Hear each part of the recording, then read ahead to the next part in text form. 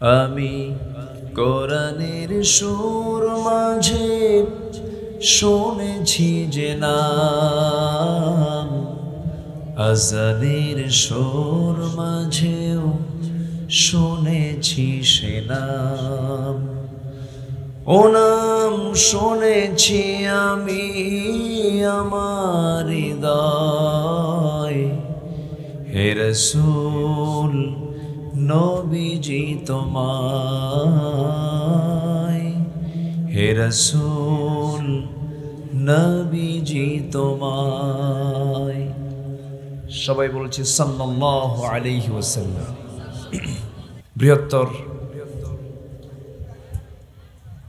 রাজশাহী অঞ্চলের নওগাঁ জেলার সাপাহার উপজেলার টেংরাকুড়ি যুব সমাজ মাহফিল ইন্তেজামিয়া কমিটি কর্তৃক আয়োজিত চতুর্থ বার্ষিকী তাফসীরুল কোরআন মাহফিল 2024। আল্লাহর শুকরিয়া, এদেশের একটা সিংহভাগ যুব সমাজ ইসলামিক লেকচারে তারা আকৃষ্ট হয়েছে। বলি আলহামদুলিল্লাহ। তারা গান শোনে না, তারা বাজনা শোনে না, তারা নোংরামিতে যায় না, তারা সমকামিতাকে নেগেটিভ বলে, ট্রান্সজেন্ডারের বিরুদ্ধে তারা বক্তব্য দেয়। একটা যুব সমাজ বের হয়েছে, এই যুব সমাজের হাতেই আগামীর বাংলাদেশ গড়ে উঠবে ইনশাআল্লাহ। আগামীর দেশ হবে কোরআনের দেশ। এটা কি সবাই চান? চান কারা কারা হাত উঁচু করে দেখান মুসলমান।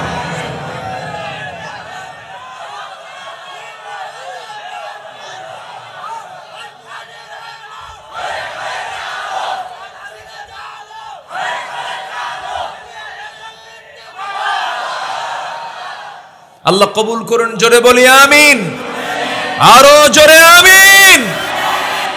সব দেখেছি আমরা, একজনের স্বামীর দেশ আর একজনের বাপের দেশ, মাঝখান দিয়ে আমরা শেষ।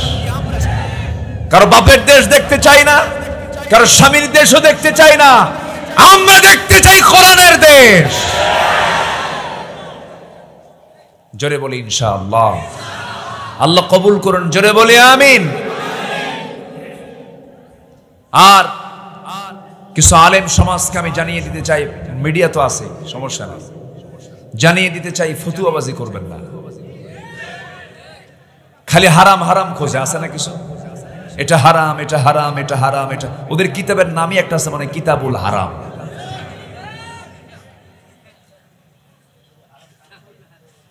আছে না নাই? ইয়াসসিরু ওয়ালা তুআসসিরু, বাশশিরু ওয়ালা তুনাফফিরু, এগুলো পড়েন না? ইন্নামাল মুমিনুনা ইখওয়া ফাসলিহু বাইনা আখাওয়াইকুম ওয়াত্তাকুল্লাহ। এগুলো কার কথা? কার কথা? ইনডোরের কথা আউটডোরে বলবেন না। যেগুলো আউটডোরে বলা যাবে সেগুলো বলুন। ইনডোরে যদি কোনো প্রবলেম হয় আলেমদেরকে নিয়ে বসুন, ভিতরে কথা বলুন, ফিতনা বাজাবেন না। সম্মানিত ভাইয়েরা, সম্মানিত বন্ধুগণ, আমি তো এলাকায় আসি, আমি বুঝি এই এলাকার পালস কি। আপনারা অনেক সচেতন, বলি আলহামদুলিল্লাহ। আমি খুব হতাশ ছিলাম যে আজকে আমি কথা বলতে পারবো কিনা। আল্লাহ তাআলা একটু পরিবেশ তৈরি করে দিয়েছেন। আমি যখন আসতেছি মঞ্চের দিকে, তখন আমার শরীর মানে ভিজে যাচ্ছে পানি দিয়ে। আল্লাহ তাআলা আমাদেরকে একটা সুযোগ করে দিয়েছেন শোনার জন্য। তবে শুনবো, আমল করার দরকার নাই। আমল করার দরকার আছে না নাই? এটা যেন না হয় মাহফিল শেষে যে হুজুর তো হেভি সুন্দর করছে, অথবা খুব একটা হয় নাই, মানে উনি আমলের নিয়ত শুনি না। কি কথা কি বুঝতেছেন? শুনতে হবে আমলের নিয়তে, তাহলে সেটাই, যেটাই বলুক না সেটাই সুন্দর হবে। বলি আলহামদুলিল্লাহ। আমরা আমল করব, জোরে বলি ইনশাআল্লাহ। এই দেশের আদর্শ নাগরিক তৈরি করার ক্ষেত্রে একজন বড় অগ্রণী ভূমিকা পালন করেছেন, যার কথায় অবাধ্য সন্তান বাপ মার অনুগত হয়েছে, বেনামাজি নামাজি হয়েছে, ইউনিভার্সিটি পড়ুয়া ছেলে পেলে যেখানে মদ খেত, বিড়ি খেত, নেশা করত, অবৈধ নোংরামি সম্পর্ক করত, শুধুমাত্র তার বক্তৃতাগুলো শুনে, কোরআন থেকে আলোচনাগুলো শুনে তারা আল্লাহওয়ালা হয়ে গেছে। একামতের দিন বুঝেছে, ইসলামী আন্দোলন বুঝেছে, একটা আদর্শ নাগরিক তৈরি করার ক্ষেত্রে তার যে কত বড় অবদান। সেই লোকটাকে আল্লামা সাঈদীকে কেমন করে 13টা বছর তার পরিবার থেকে তাকে মাহরুম করা হয়েছে, দেশবাসী থেকে মাহরুম করা হয়েছে, দিনের খেদমত থেকে তাকে বঞ্চিত করা হয়েছে, বইয়ের হক থেকে বঞ্চিত করা হয়েছে। আমার বন্ধুগণ, শেষ পর্যন্ত তাকে জেলখানায় রাখলে ওদের কলিজাটা এত পাষাণ, জেলখানায় ছিল সেই জায়গা থেকে নিয়ে এসে পরিকল্পিতভাবে শেষ পর্যন্ত বিষ প্রয়োগে হত্যা করা হয়েছে। ঠিক কিনা? এই তাফসীর মাহফিলের এই প্ল্যাটফর্ম থেকে, এই ময়দান থেকে জানান দিতে চাই, ওই আল্লামা সাঈদীর চিকিৎসক নামের কলঙ্ক, ওই চিকিৎসক বোর্ড যারা আল্লামা সাঈদীকে নিয়ে চিকিৎসার নামে তাকে মৃত্যুর কোলে ঢলে দিয়েছে, ওই সমস্ত চিকিৎসক গ্রুপকে অবিলম্বে গ্রেফতার করা দরকার। সব গোমর ফাঁস হয়ে যাবে। সম্মানিত ভাইয়েরা, দিন এসেছে, দিন পেয়েছি, কাজে লাগানোর দরকার আছে না নাই? আসতে বলবেন না, আছে না নাই? ঘুষ খাইলেই ঘুষি মারবেন। ঘুষ খাইলে কি মারবেন? ঘুষি মারবেন। রাগ করতেছেন নাকি আপনারা? একজনকে বসান, আমি তো বসেই রাখছি আপনাদের। খুব সুন্দর মানুষ আপনারা, বলি আলহামদুলিল্লাহ। সম্মানিত বন্ধুগণ, আল্লাহ তাআলা ভয় করতে বলছেন কাকে? আমরা কাকে ভয় করব? আল্লাহকে। এক জায়গায় না সব জায়গায়? বলেন, এক জায়গায় না সব জায়গায়? বান্দার দিলে যদি আল্লাহর ভয় থাকে, সে কি কোনো পাপ কাজ করতে পারে? পারে না। পাপ থেকে বেঁচে থাকার নামই হলো ভয়। তাকওয়া মানে হলো বেঁচে থাকা, ওয়াকিয়ুন মানে বেঁচে থাকা, সমস্ত হারাম থেকে নিজেকে নিবৃত রাখা, আল্লাহর ভয়ে। জাহান্নামে যাওয়া যাবে না। আমাদের জীবনের সবচেয়ে বড় চ্যালেঞ্জ হলো জাহান্নাম থেকে মুক্ত হয়ে কেমন করে জান্নাতে যাওয়া যায়। আল্লাহ রাব্বুল আলামিন এই জন্য বান্দাকে বহু জায়গায় বিভিন্ন ভাবে মোটিভেট করেছেন, উদ্বুদ্ধ করেছেন। এক জায়গায় বলছেন, হাল আদুল্লুকুম আলা তিজারাতিন তুনজিকুম মিন আযাবিন আলীম।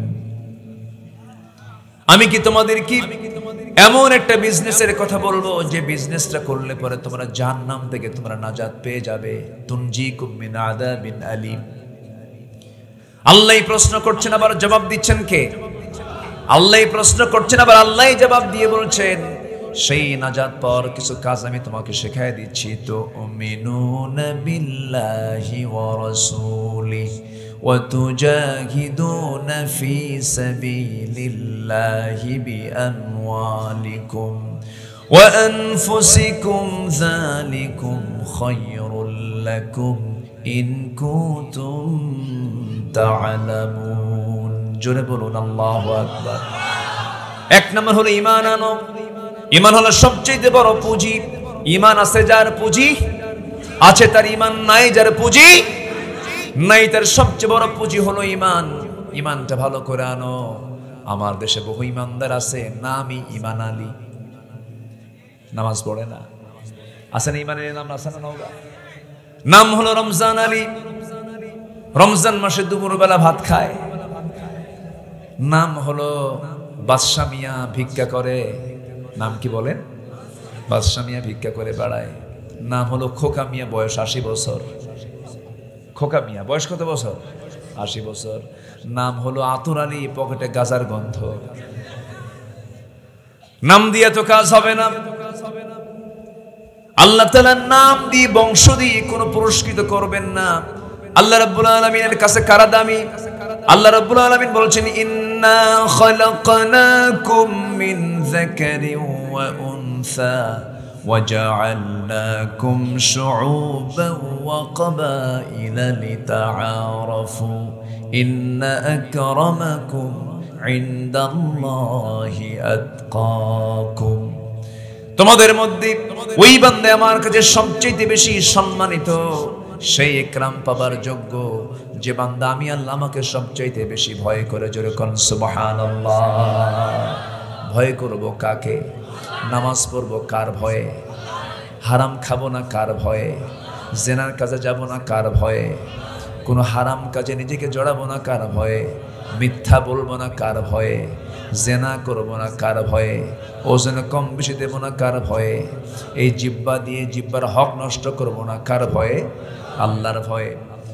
আসুন ভাই আমরা একটু এই আল্লাহর কালামের আলোকে, কোরআনে কারীমের আলোকে একজন মুমিন জীবনের যে 15টা চারিত্রিক গুণাবলী আজকে আমরা শিখে যাব। কোরআন থেকে আমি বলবো, সরাসরি আয়াত টু আয়াত বলবো। জোরে বলি ইনশাআল্লাহ।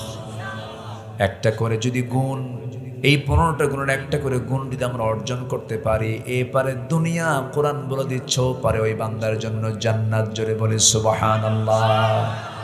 কয়টা গুণা বলি? মোট কয়টা?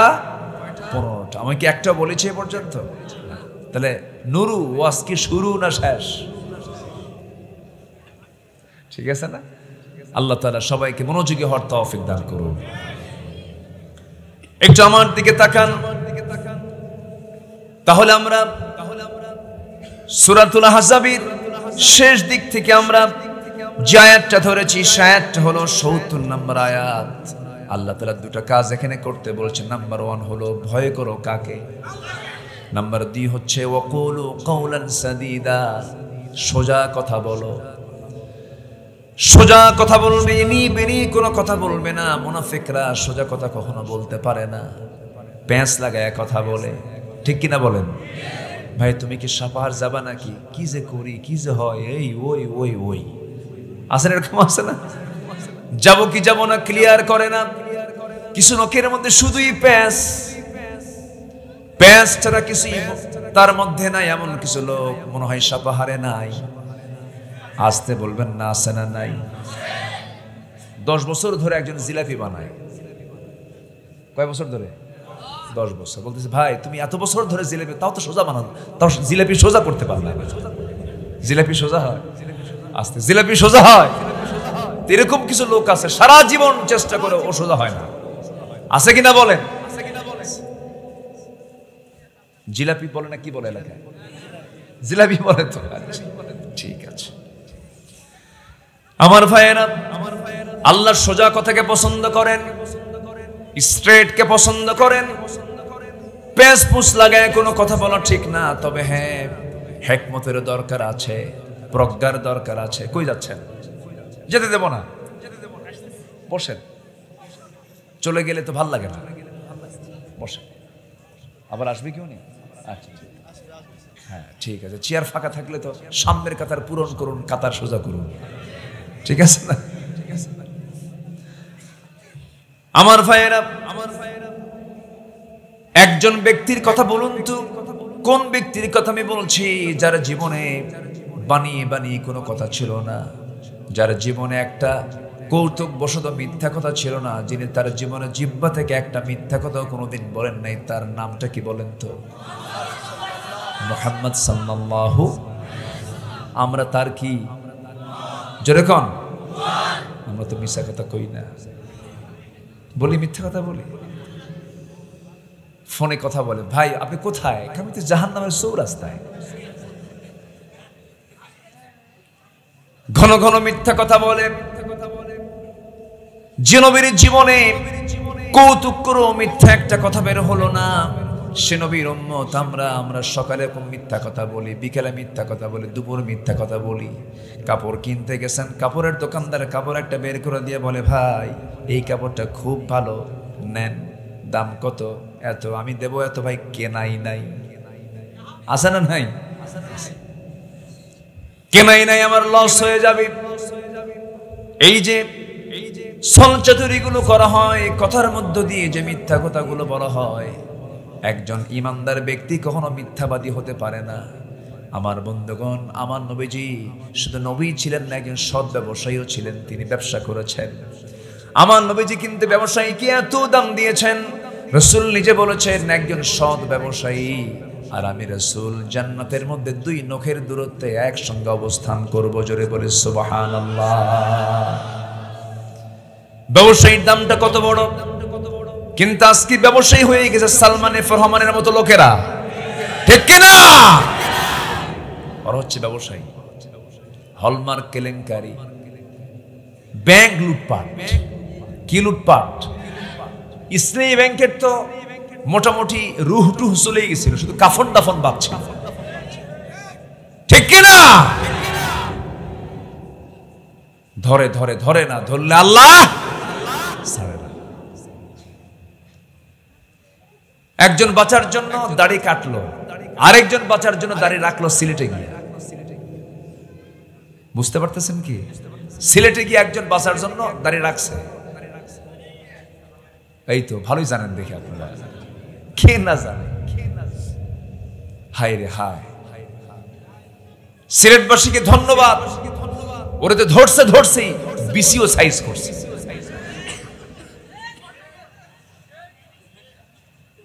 বদমাইশ, আকাম কুকাম করে, আবার কয় আমি সাইদের ফাঁসির রায় আমি নিজে দিয়েছি। সম্মানিত ভাইয়েরা, আল্লাহ আছেন না নাই? আসতে বলবেন না, আল্লাহ আছেন না নাই? আল্লাহ ছিলেন, আছেন, থাকবেন। হুয়াল আউয়ালু ওয়াল আখিরু ওয়াল যাহিরু ওয়াল বাতিন ওয়া হুয়া বিকুল্লি শাইইন আলীম। আল্লাহু আকবার। কি টার্গেট দেয়? 2021, 2021 সাল। 21-এ যে চলে গেল 2041। আরেকজন কইল 71, আবার 71-এ যাবে। 41 শুধু পাইল না, ফুটুস। আল্লামা সাইদি তিনি আল্লাহওয়ালা ছিলেন। সন্দেহ লাগে আপনাদের? আমার কাছে সন্দেহ লাগে না, আল্লাহওয়ালা ছিলেন। ওনার কাছে প্রস্তাব ছিল যে আপনি এগুলো ছেড়ে দেন, আপনাকে ছেড়ে দেব। 2009 সালে একসঙ্গে আমার ফার্স্ট হজ জীবনের, একই বছরে হজ করেছি। তো ওনাকে প্রশ্ন করা হলো যে ট্রাইব্যুনাল গঠন হচ্ছে, আপনি দেশে ফিরে যান, এদের দেশে আর ফেরার দরকার নেই, আপনি এখানেই থেকে যান। উনি বললেন ট্রাইব্যুনাল গঠন হলো, মামলা হলো, তা আমি আমার দেশ মাটি ছাড়া, আমার দলের কর্মী ছাড়া, আমি তার নেতা যদি পালায় বেড়ায় তাহলে কর্মী যাবে কোথায়? এটাই হচ্ছে নেতার চরিত্র। আমার নবীজি উহুদের ময়দানে সবার চাইতে কম মার খেয়েছেন না বেশি মার খেয়েছেন? বলেন বলেন বলেন। তায়েফে সবচেয়ে বেশি মার খেয়েছেন কে? মুহাম্মদ সাল্লাল্লাহু। রাসূলকে খেতেন না খাওয়াতেন? খেতেন না খাওয়াতেন? খাওয়াতেন। তিনি মার খেতেন বেশি, খাওয়াতেন বেশি। নেতা তো এমনই হওয়া দরকার। আমার নবীজি এমনকি ঘরের বউটা পর্যন্ত, আম্মা জান আয়েশা বলেন, রাসূলের কাছে খাবার নিয়ে যেতেন, রাসূল আমার দিকে ঠেলে দিতেন, দুধ দিতাম, গ্লাসটা আমার দিকে ঠেলে দিয়ে বলতেন, হুজুর আয়েশা তুমি আগে খাও। জোরে কোন সুবহানাল্লাহ। আর আমার আপনার বাড়ির বউ আগে খাইলে কবেন তো তুই তো বেয়াদব। বেয়াদব কেন? সুন্নত মানিস না। দেখেন এটা নাকি সুন্নত বলে, দেখেন কোথায় সুন্নত, কোথাকার সুন্নত কোথায় লাগায়। আমার নবীজি বইয়ের হক আদায় করেছেন, কর্মীর হক আদায় করেছেন, সবার হক আদায় করেছেন, সব কষ্ট নিজের পিঠে চাপিয়ে নিয়েছেন, কাউকে কষ্ট দিতে দেন নাই। অনেক রাত হয়ে যেত, আম্মা জান আয়েশা বলেন ঘরের মধ্যে যখন তিনি ঢুকতেন দরজায় কড়া নাড়তেন না, আমাকে জেগে তুলতেন না, আস্তে করে করে ঘরের মধ্যে ঢুকতেন, ঢুকে দেখতেন কিছু পানি আছে নাকি, খাবার আছে নাকি, আমাকে তিনি জাগাতেন না, আমার ঘুম নষ্ট তিনি করে দিতেন না। আমার নবীজি দোলনা থেকে শুরু করে নিয়ে মৃত্যু পর্যন্ত প্রত্যেকটা বান্দার জন্য নবীর জীবনের শিক্ষা আছে না নাই বলেন? মা হালিমা বলেন, শিশু মোহাম্মদ যখন আমার কোলে যখন চলে আসলো, আমার একটা সন্তান ছিল, শিশু সন্তান। মোহাম্মদ যখন আমার ঘরে আসলো, বনু সাদে আমি তার জন্য ডান স্তনের দুধটা রেখে দিয়েছি। ডান স্তনের দুধ আমি তাকে খাওয়াতাম।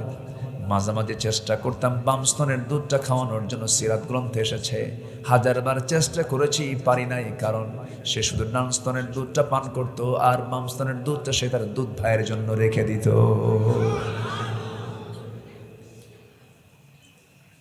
আমার বন্ধুগণ, আমার ভাইরা, এই দুনিয়া ছেড়ে আমিও যাব, আপনিও যাবেন, কেউ বাঁচার জন্য আসি নাই, সবাই দুনিয়া থেকে বিদায় হয়ে যাব। আমাদের সিরাতটা সুন্দর হওয়ার দরকার আছে না নাই বলেন? আমাদের চরিত্র সুন্দর হওয়ার দরকার আছে না নাই বলেন?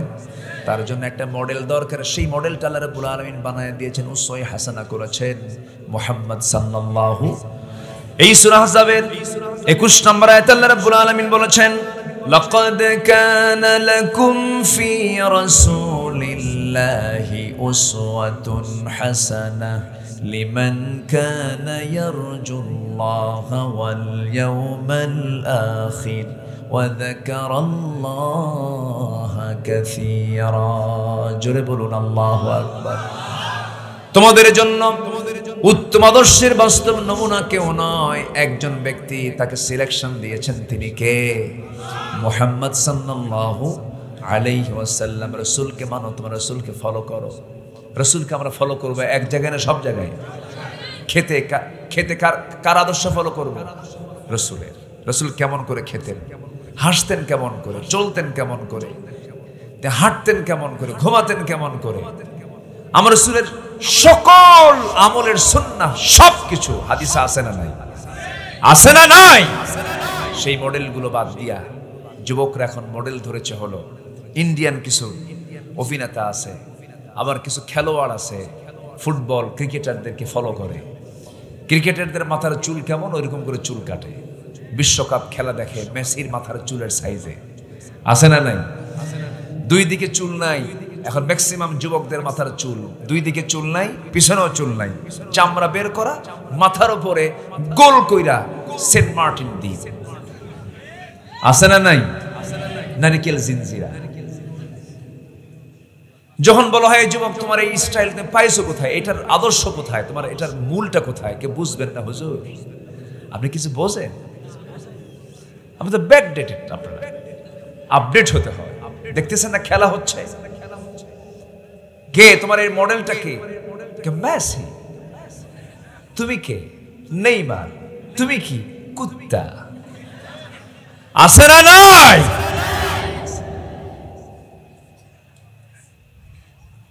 মাথার চুল ঠিক নাই, এরপরে শার্ট পরে একখান, কি যে সাইজ আল্লাহ জানে, আমার রুচি বুঝি না আমি কিছু। প্যান্ট একখান কিনে আনে নতুন বাজার থেকে, হাঁটু ফাটা। হাঁটু ফাটা না, দুই হাঁটু এখানে ফাটা। আচ্ছা ফাটা হাঁটু দিয়ে নামাজ হবে বলেন? আচ্ছা নামাজ আগে না সতর ঢাকা আগে? সতর ঢাকতে হবে আগে। হাঁটু ফাটা, প্যান্ট পরে নাভির উপরে না নাভির নিচে? যুবকরা এখন যে প্যান্টগুলো পরে সে নাভিটার নিচে থাকে না উপরে থাকে? শুধু নিচে না অনেক নিচে? সীমান্ত বর্ডার, বোঝেন? যে কোনো মুহূর্তেই অঘটন ঘটতে পারে। এই হচ্ছে প্যান্ট। অনেকদিন আগে মসজিদে ঢুকছে, আমি সুন্নাহ পড়বো, সুন্নাহ। মসজিদে ঢুকি কয় রাকাত নামাজ বলেন তো? আমার দেশে কিন্তু ভাইরাস আছে কিছু, মসজিদে লেখা থাকে লাল বাতি চলাকালীন অবস্থায়, আসলে এরকম লেখা থাকে না। এটা ঠিক না, লাল বাতির সাথে নামাজের কোনো সম্পর্ক নাই। মসজিদে ঢুকেই কয় রাকাত নামাজ পড়েছেন মুহাম্মদ সাল্লাল্লাহু আলাইহি ওয়াসাল্লাম। খুতবা হোক না হোক, কি চলতেছে এটা কিচ্ছু দেখবো না, শুধু দেখবো যে ফরজ শুরু হয়েছে কিনা। ফরজ শুরু হলে ফরজে গিয়ে শামিল হবো, ফরজ যদি না শুরু হয় যত কাজ হোক না কেন মসজিদে ঢুকেই কয় রাকাত। তো আমি ঢুকি, নামাজ ধরবো কখন? এক যুবক দেখি নামাজে দাঁড়াইছে একা, ওর প্যান্টের চিত্র দেখে ভাবলাম আমি ওর নামাজ আগে দেখি। ও রুকুতে গেছে, ওই প্যান্ট আর শার্ট পরে, রুকুর ঠেলায় দেখি প্যান্ট নিচে শার্ট উপরে, মাঝখানে ফাঁকা। ভাবলাম এই তো রুকু, শেষ দেয় যে কি হবে আল্লাহ জানে। সেজদায় যখন গেছে তখন দেখি প্যান্ট খুইলে আন্ডার প্যান্ট বেরিয়েছে। আছে, এটা আছে, আছে না নাই? এই পোশাক পড়াও যা না পড়াও তাই।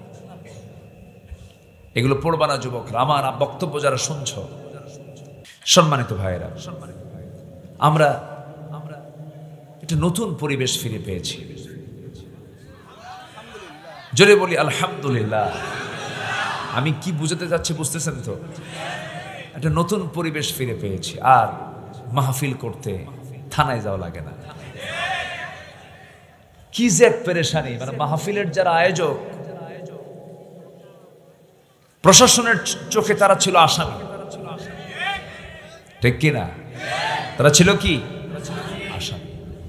যে বলতো স্যার মাহফিলটা করা দরকার, মাহফিল করে লাভ কি? কি হয় মাহফিল করে? গাঁজা খায়া লাভ কি? মদের বোতল খায়া লাভ কি? দেশের টাকা বাইরে প্রচার করে লাভ কি? কয় যে ওয়াজ মাহফিল করে লাভ কি? এদেশের মসজিদ মাদ্রাসাগুলো চলে হলো আমার আপনার লাউ আর কুদু বেচার টাকা দিয়া। বছরে একবার মাহফিল করে মসজিদ কমিটি, বছরে একবার মাহফিল করে মাদ্রাসা কমিটি। রাষ্ট্র যদি মাদ্রাসার দায়িত্ব গ্রহণ করত, রাষ্ট্র যদি মসজিদের দায়িত্ব গ্রহণ করত, তখন হয়তো প্রশ্ন আসতে পারত যে তোমরা এগুলো এককভাবে উদ্যোগ নিচ্ছ কেন? আপনার কোনো উদ্যোগ নাই, আপনার কোনো সহযোগিতা নাই, মাহফিল করে লাভ কি? গত 4 আগস্ট সিরাজগঞ্জের এনায়তপুর থানায় আগুন লাগায় একসঙ্গে 13 পুলিশ শেষ। জানেন না আপনারা?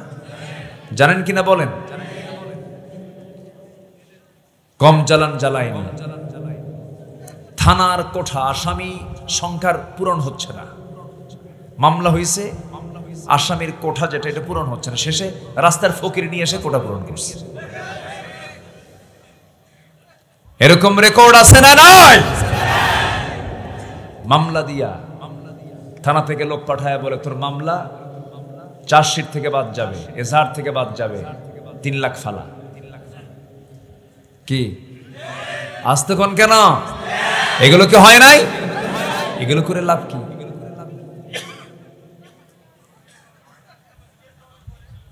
কথা বলবো, কথা বলবো, জোরে বলি ইনশাআল্লাহ। আল্লাহ তাআলা আমাদেরকে পাঠাইছেন হলো অন্যায়ের প্রতিবাদ করার জন্য। যে ইমানদারের মুখ থেকে অন্যায়ের প্রতিবাদ আসে না, ফালিয়ুগাইয়িরুহু বিয়াদিহি, মোকাবেলা করার জন্য হাত কাজ করে না, মুখ কাজ করে না, অন্তরে ঘৃণা করে না, ওয়াযালিকা আদাফুল ঈমান। অন্তর দিয়ে ঘৃণা করাটা হচ্ছে সবচেয়ে দুর্বল ঈমান। সে কিসের ঈমানদার? এটা আল্লাহ রাব্বুল আলামিন বলেন, কুনতুম খায়রা উম্মাতিন উখরিজাত লিন-নাসি তা'মুরুনা বিল মা'রুফি ওয়া তানহাউনা 'আনিল মুনকার ওয়া তু'মিনুনা বিল্লাহ। জোরে বলুন আল্লাহু আকবার। তোমরা এই শ্রেষ্ঠ জাতি, মানুষের কল্যাণের জন্য তোমাদেরকে পাঠানো হয়েছে। তোমাদের কাজ হলো সৎ কাজের আদেশ দেওয়া, সৎ কাজের বাধা প্রদান করবে। আমার নবীজির বয়স যখন ইয়াং টকবগে যুবক, যখন তার বয়স 15 বছর, যখন 25 বছরের টকবগে যুবক যখন তিনি, হৃদয়ের মধ্যে বারবার ঝড় সৃষ্টি হলো। এই যে অসামাজিক কাজগুলো মক্কায় চলতেছে, অন্যায় কাজগুলো মক্কায় চলতেছে, এগুলোকে বন্ধ করা যায় কেমনে? হালফুল ফুজুল নামক একটা সংগঠন গড়েছেন মুহাম্মদ সাল্লাল্লাহু। নবুয়তের আগে না পরে? আগের থেকেই তিনি সচেতন ছিলেন, তিনি আগের থেকে লজ্জাশীল ছিলেন, আগের থেকে তিনি অনুপম চরিত্রের, তিনি পিরামিড ছিলেন। তিনি জানতেন না আগে যে আমি আল্লাহর নবী হব, কারণ জানলে তো সে গায়েব জেনে গেল। গায়েবের মালিক কে? আল্লাহ তাআলা। এগুলো নিয়ে তো কথা বলতে গেলে কত ক্যাসাল যে লাগে। আমার মাঝখানে কত কি হয়ে গেল। আমার ডান পাশে যিনি বসে আছেন অনেক বড় মাপের আলেম তিনি, অনেক বড় জায়গায় তিনি পড়াশোনা করেছেন, স্টাডি করেছেন। আল্লাহ তুমি তাকে দ্বীনের জন্য কবুল করে নাও, তার সকল খেদমতকে তুমি আল্লাহ কবুল আর মঞ্জুর করে নাও। সম্মানিত ভাইয়েরা, সম্মানিত বন্ধুগণ, এই যে একটা চেঞ্জ আসলো, শুধু কি দোয়া করে আসছে? আসতে কয়, শুধু কি দোয়া করে আসছে? আন্দোলন লাগে নাই? অনেকে তো ফতুয়া দিছে আন্দোলন করা হারাম। একজন তো ফতুয়া মারছে কিয়ামত পর্যন্ত হরতাল হারাম, ঠিক কিনা? আবার হরতাল করে আন্দোলন কইরা সরকার আসছে, সেই সরকারের উপদেষ্টাকে তার মাদ্রাসায় দাওয়াত দিয়ে আবার চিফ গেস্ট বানায় রাখছে। ভাক্কা বুঝি আমরা। যুগে যুগে কিছু দালাল ছিল, এখনো আছে না নাই? তারা সুযোগ সন্ধানী। সম্মানিত ভাইয়েরা, আস্তে আস্তে কথাগুলো বলি, রাগ করলে কিছু করার নাই তো। আমি নিজেও জেল খাটছি, রাগ তো আছে কিছু, কোনো দোষ ছিল না আমার। দোষ ছিল কি জানেন? অকুলু কওলান সাদীদ, একটা সোজা কথা কইছি। আমার দেশে একটা দরবেশ, ও যে দাড়ি কেটে যে ধরা পড়ল, জানেন না? এটা হচ্ছে ওদের প্রধান উপদেষ্টা। সে হাজারো আলেমদের সামনে এখনো ভিডিও অনলাইনে ভাসতেছে, বলতেছে কোরআনের মধ্যেও কিছু ভুল আছে। বলছে না? একটা আলেম সেখানে কথা বলেনি তার ব্যাপারে। সম্মানিত ভাইয়েরা, তারপরে আল্লাহ কি না পারেন দেখেন, লজ্জায় মাথা নিচু হয়ে যায়। একটা দেশের টপ লিস্টেড ধনী একজন, এক নম্বর ধনী, হ্যাঁ এক নম্বর ধনী, সালমান এফ রহমান পালানোর জন্য একটা নৌকা ভাড়া করছে বন্ধু সহ। সারা রাত নৌকা ঘুরছে, কিন্তু ভেরে নাই কোথাও, কুলার খুঁজে পায় নাই। কোস্টগার্ড ধরে ফেলছে। কোস্টগার্ড ধরে আইনমন্ত্রীকে নিয়ে যাচ্ছে। আইনমন্ত্রীকে আমার একা নিয়ে যাও কেন? ওই যে দরবেশ বসা। দরবেশ কই? দাড়ি তো নাই মুখে, কে দাড়ি কাটছে, মাথার চুল কালো বানাইছে। ধর্মের ব্যবসা আমরা করি না? আমাদেরকে ধর্ম ব্যবসায়ী বলে গালি দেয় নাই? গালি দিয়েছে কিনা বলেন? তারা বলেছে ধর্মের নামে রাজনীতি চলবে না, ধর্মের ব্যবসা চলবে না। তারা বলেছে মৌলবাদী, কট্টরপন্থী, রক্ষণশীল, বিভিন্ন আধুনিক ভাষা প্রয়োগ করে আমাদেরকে যে পরিমাণ গালিগালাজ দিয়েছে। ধর্মের ব্যবসা আমরা করি না। যারা দাড়ি কাটে, মাথার চুল কালো বানায়, মাথায় পট্টি বাঁধে, আবার সেই মাথায় তিলক লাগায়, তারাই হলো ধর্মের ব্যবসায়ী। আমাদের সূরত দুইটা না, আমাদের সূরত একটা। আমাদের মুখ থেকে একটাই কথা, আলা লাহুল খালক ওয়াল আমর, সৃষ্টি যার, আইন চলতে হবে তার, ঠিক কিনা? আমরা কি আঁকাবাঁকা কথা বলবো? আঁকাবাঁকা পথে চলবো, না আঁকাবাঁকা পথে না চলে সোজা পথে চলবো? জান্নাত কোন পথে? ইহদিনাস সিরাতাল মুস্তাকিম। আমার বন্ধুগণ, আল্লাহ রাব্বুল আলামিন সূরা আয-যাবির শেষ আয়াতগুলোর দিকে ঈমানদারকে ডাক দিয়ে সূরার শেষ মেসেজটা দিচ্ছেন। আল্লাহ তাআলা ডাক দিয়ে বলছেন, শোনো, দুইটা আমল ভালো করে করো।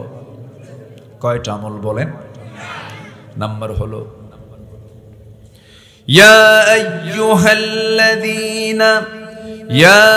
আইয়ুহাল্লাযীনা আমানুত্তাকুল্লাহা ওয়া কুলু কওলান সাদীদা يصلح لكم أعمالكم ويغفر لكم ذنوبكم ومن يطع الله ورسوله فقد فاز فوزا عظيما جربون الله أكبر ও ঈমানদারেরা তোমরা যা পৃথিবীতে ভয় পাও সকল ভয় কি মাইনাস করে দিয়ে ভয়টা নির্দিষ্ট করো একমাত্র কার জন্য? ভয় যদি করতে হয় র্যাবের ভয় না রবের ভয়? এখন তো র্যাব জনগণ দেখি ভয় পায়, ঠিক কি না? কি সিচুয়েশন! থানায় পুলিশ বসে আছে আর বের হয় না ভয়, ঠিক আছে না? বের হয় না। কে ভাই বাঁচান, বাঁচাবেন কে? আমাদেরকে বাঁচাবেন কে? এই সাউন্ড শোনা যাচ্ছে না? না এখন শোনা যাচ্ছে মাঝে মাঝে একটু। এখন মাইকের তার সেরা না ওর তার সেরা আল্লাহ জানে।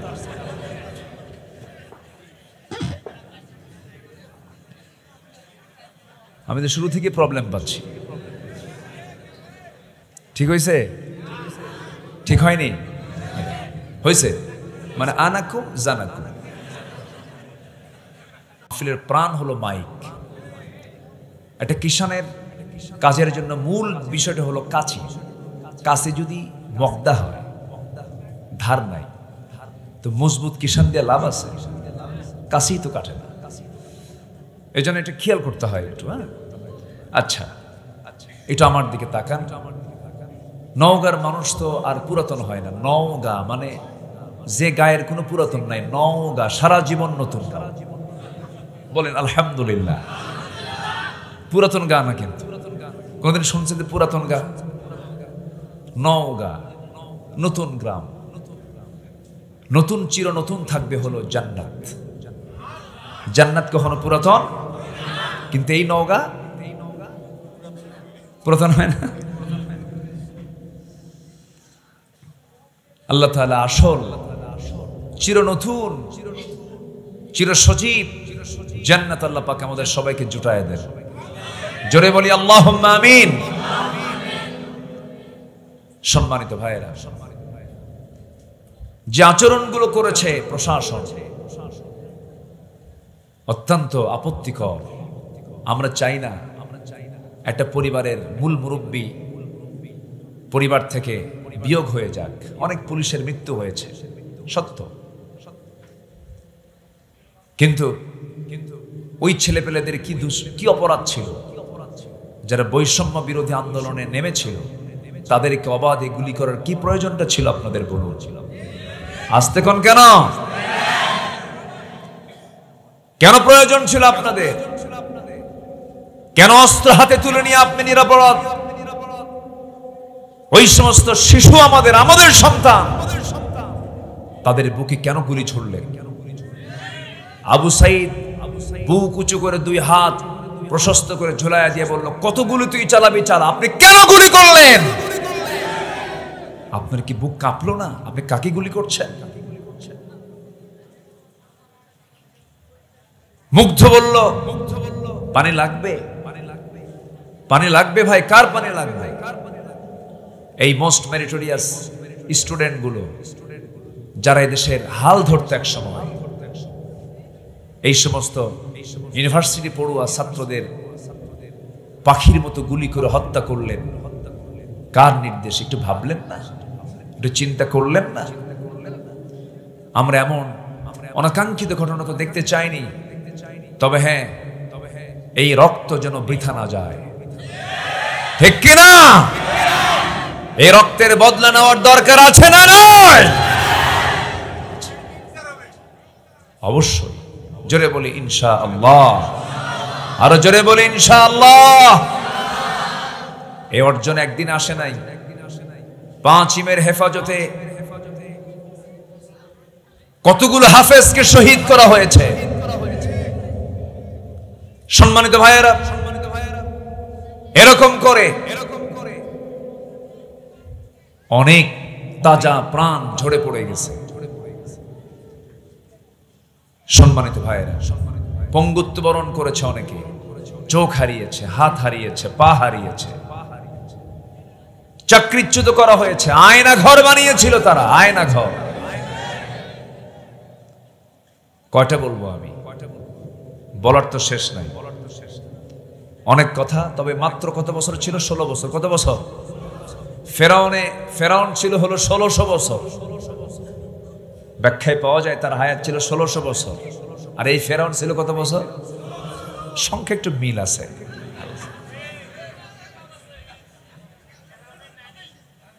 একজন কইছেন না আমি।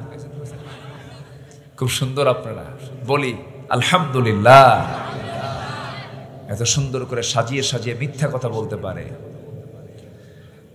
এটা আমার দিকে তাকান। আমার প্রথম ভয়টা করব কাকে বলেন তো? আল্লাহর ভয় আসলে পরে পৃথিবীর কোনো ভয় তাকে পরাজিত করতে পারবে না। আর যদি আল্লাহর ভয়ের জায়গায় যদি অন্য কাউকে ভয় করে ফেলেন, বড় মুসিবত হয়ে যাবে, বিজয় আসবে না আপনার। আল্লাহ রাব্বুল আলামিন অন্য জায়গায় বলছেন, ইল্লা তানফিরু يعذبكم عذابا أليما ويستبدل قوما غيركم ولا تضروه شيئا جربنا الله أكبر ওই যুবকরা, ওই ছাত্ররা জুলাইয়ের মাঝামাঝি থেকে শুরু করে নিয়ে অগাস্টের 5 তারিখ পর্যন্ত যে কাজগুলো করেছে, দিল থেকে ভয়টা মূলত দূর করে দিয়েছেন তিনি আমার কে? ভয়টা আল্লাহ দূর করে দিয়েছেন। আমার বন্ধুগণ, ভয় দূর না হলে তো এই বিজয়টা আসতো না। আল্লাহ দূর করে দিয়েছেন, আল্লাহ তো বিজয়টা দিয়ে দিয়েছেন। আমার বন্ধুগণ, স্বরাষ্ট্রমন্ত্রীর সামনে এক পুলিশ কর্মকর্তা বলতেছে, স্যার দেখেন, এই যে ভিডিও দেখেন, একটা গুলি করি, একটাই শুধু পড়ে থাকে, বাকিগুলো সবার সামনের দিকে আগায় আসে, কেউ ভয় করে না। আমার বন্ধুগণ, কম জুলুম হয়নি, কম নির্যাতন হয়নি। আমার ভাইয়েরা, তাহলে এই আয়াতের ভিতরে দুইটা হুকুম আল্লাহ রাব্বুল আলামিন দিয়েছেন। তোমরা যদি সদা সত্য কথা বলো, সোজা সাপটা যদি কথা বলো, তোমাদের যে আমলগুলো আছে, আমলগুলোকে আল্লাহ রাব্বুল আলামিন সংশোধন করে দিবেন যদি কোনো ভুলও হয়ে থাকে। যেরকম সুবহানাল্লাহ, শুধু সংশোধন করে দিবেন না, একটা গুনাহ নয়, তোমার জীবনে অর্জিত যত গুনাহগুলো আছে সমস্ত গুনাহগুলো আল্লাহ রাব্বুল আলামিন মাফ করে দিবেন। জাহান্নামের তালিকা থেকে নামটা মুছে দিয়া তোমার নামটা জান্নাতের তালিকায় রেখে দিবেন। কার কথা? ফাকাদ ফাযা ফাওজান আযীমা। আমার বন্ধুগণ, এই জন্য আমাদের চরিত্র সুন্দর করতে হবে। দেশ সুন্দর করার জন্য চরিত্র গড়তে হবে, পরে না আগে। আসুন, দেশ গড়ার আগে আমাদের চরিত্র আগে গড়ি, আমরা নিজের আগে সচেতন হয়ে যাই। নাম্বার 1 যেটা বলছি, আমরা সত্যবাদী হব। জোরে বলি ইনশাআল্লাহ। নাম্বার 2 হলো আমানা, আমানতদারিতায় আমরা হব লাস্ট না ফার্স্ট, লাস্ট না ফার্স্ট। আমানতদারিতা কি? স্বামীর কাছে স্ত্রী একটা আমানত, স্ত্রীর কাছে স্বামী একটা আমানত। একটা কোম্পানির মালিকের অধীনে যে চাকরি করবে, যে কর্মচারী বা কর্মকর্তা, ওই মালিকের কাছে এই কর্মচারী তার কাছে আমানত, আবার কর্মচারীর কাছে মালিকও আমানত। দেশের যিনি প্রধানমন্ত্রী হবেন, রাষ্ট্র তার জন্য একটা আমানত। কিন্তু এই আমানতের কি খেয়ানত হয়েছে 16 বছর? আজ থেকে খেয়ানত হয়েছে? কেমন হয়েছে? কত একটু হিসাব। ওই তো কিছুই এমন সংসার গড়ছে তারা 16 বছর। 18 লক্ষ কোটি টাকা হলো আমার দেশের ঋণ। এই সংসারের ঋণ কত? 18 লক্ষ কোটি টাকা। আর সেই 18 লক্ষ কোটি টাকা ঋণ রেখে নিজের পকেটে ভরায় নিয়ে গেছে তারা নিজেরাই 11 লক্ষ কোটি টাকা। শুধু চোর না সাগর চোর? পুকুর চোর না সাগর চোর? সাগর চোর, মহাসাগর। শুধু সাগর কইলে ভুল হবে। সম্মানিত ভাইয়েরা, তাহলে ইমানদার কি খেয়ানতকারী হবে না আমানত রক্ষাকারী হবে? আমানত রক্ষাকারী হবে। আল্লাহ তাআলা সূরা মুমিনুনের শুরুতে সুন্দর করে বলে দিয়েছেন। আল্লাহ রাব্বুল আলামিন আবার সূরা নিসার 58 নম্বর আয়াতে বলেন, ইন্নাল্লাহ ইন্নাল্লাহা ইয়া'মুরুকুম আন তু'আদ্দুল আমানাতি ইলা আহলিহা ওয়া ইযা হাকামতুম বাইনান নাসি আন তাহকুমু বিল আদল ইন্নাল্লাহা নি'মা ইয়া'ইযুকুম বিহি। জোরে বলুন আল্লাহু আকবার। তোমরা আমানতদারিতা রক্ষা করো, আমানতের খেয়ানত করো না। অন্য জায়গায় বলছেন ওয়াল্লাযীনা হুম লিআমানাতিহিম ওয়া আহদিহিম রাউন। যারা ঈমানদার হবে তারা ওয়াদাও ঠিক রাখবে, আমানতও ঠিক রাখবে। বউটা স্বামীর কাছে আমানত, স্বামী বউয়ের কাছে আমানত। অনেক মানুষ আছেন, আমার দেশের অনেক প্রবাসী আছেন, বউ রেখে চলে যান, যান, কোনো সমস্যা নাই, বাধা দেব না। প্রবাসীরা বহু উপকার করেছেন আমার দেশের জন্য। এই সরকারকে, জালিম সরকারকে হটানোর জন্য প্রবাসীর অবদান আছে না নাই? আসতে বলবেন না, আছে না নাই? কেউ কম করেনি, অনেক করেছে। কিন্তু আমি একটু ইঙ্গিত দিব, সেটা হলো ফিতনা থেকে বাঁচার জন্য বউটা রেখে যাওয়া ভালো না নিয়ে যাওয়া ভালো? নিয়ে যাওয়াটাই ভালো। আবার দেখবেন কিছু কিছু লোক আছে বউটাকে জাতীয় সম্পদ মনে করে। কি সম্পদ মনে করে? মানে ব্যক্তিগত সম্পদ মনে করে না। কি করে? বউটা নিয়া R15 উঠায়। R15 হোন্ডার নাম আছে না? এই যুবকরা কথা কয় না, আছে না? ভার্সন চেঞ্জ হয় মাঝে মাঝে। R15 কত? আচ্ছা, হ্যাঁ, R15 বিশাল ভাবসাবি আলাদা। হুন্ডায় যখন চড়ে ভাবে আমি ফেরেশতা জিব্রাইল, আছে না নাই? ওর কাছে আর মানে উপরতলা নিচতলা নাই, প্রয়োজনে ট্রাকের তল দিয়েও যাবে। জানে ট্রাকের তলে যায় না কিছু? যায় কি না? তো R15 উঠে দেখবেন কিছু কিছু পুরুষ আছে, স্বামী আছে, বউরে আবার হুন্ডে উঠায়। R15 এর হুন্ডার আবার প্যাসেঞ্জার সিট হলো দোতলা আর ড্রাইভিং সিট হলো নিচতলা, ঠিক কি না? তো প্যাসেঞ্জার সিটটা হলো উঁচা আর ড্রাইভিং সিটটা হলো নিচু।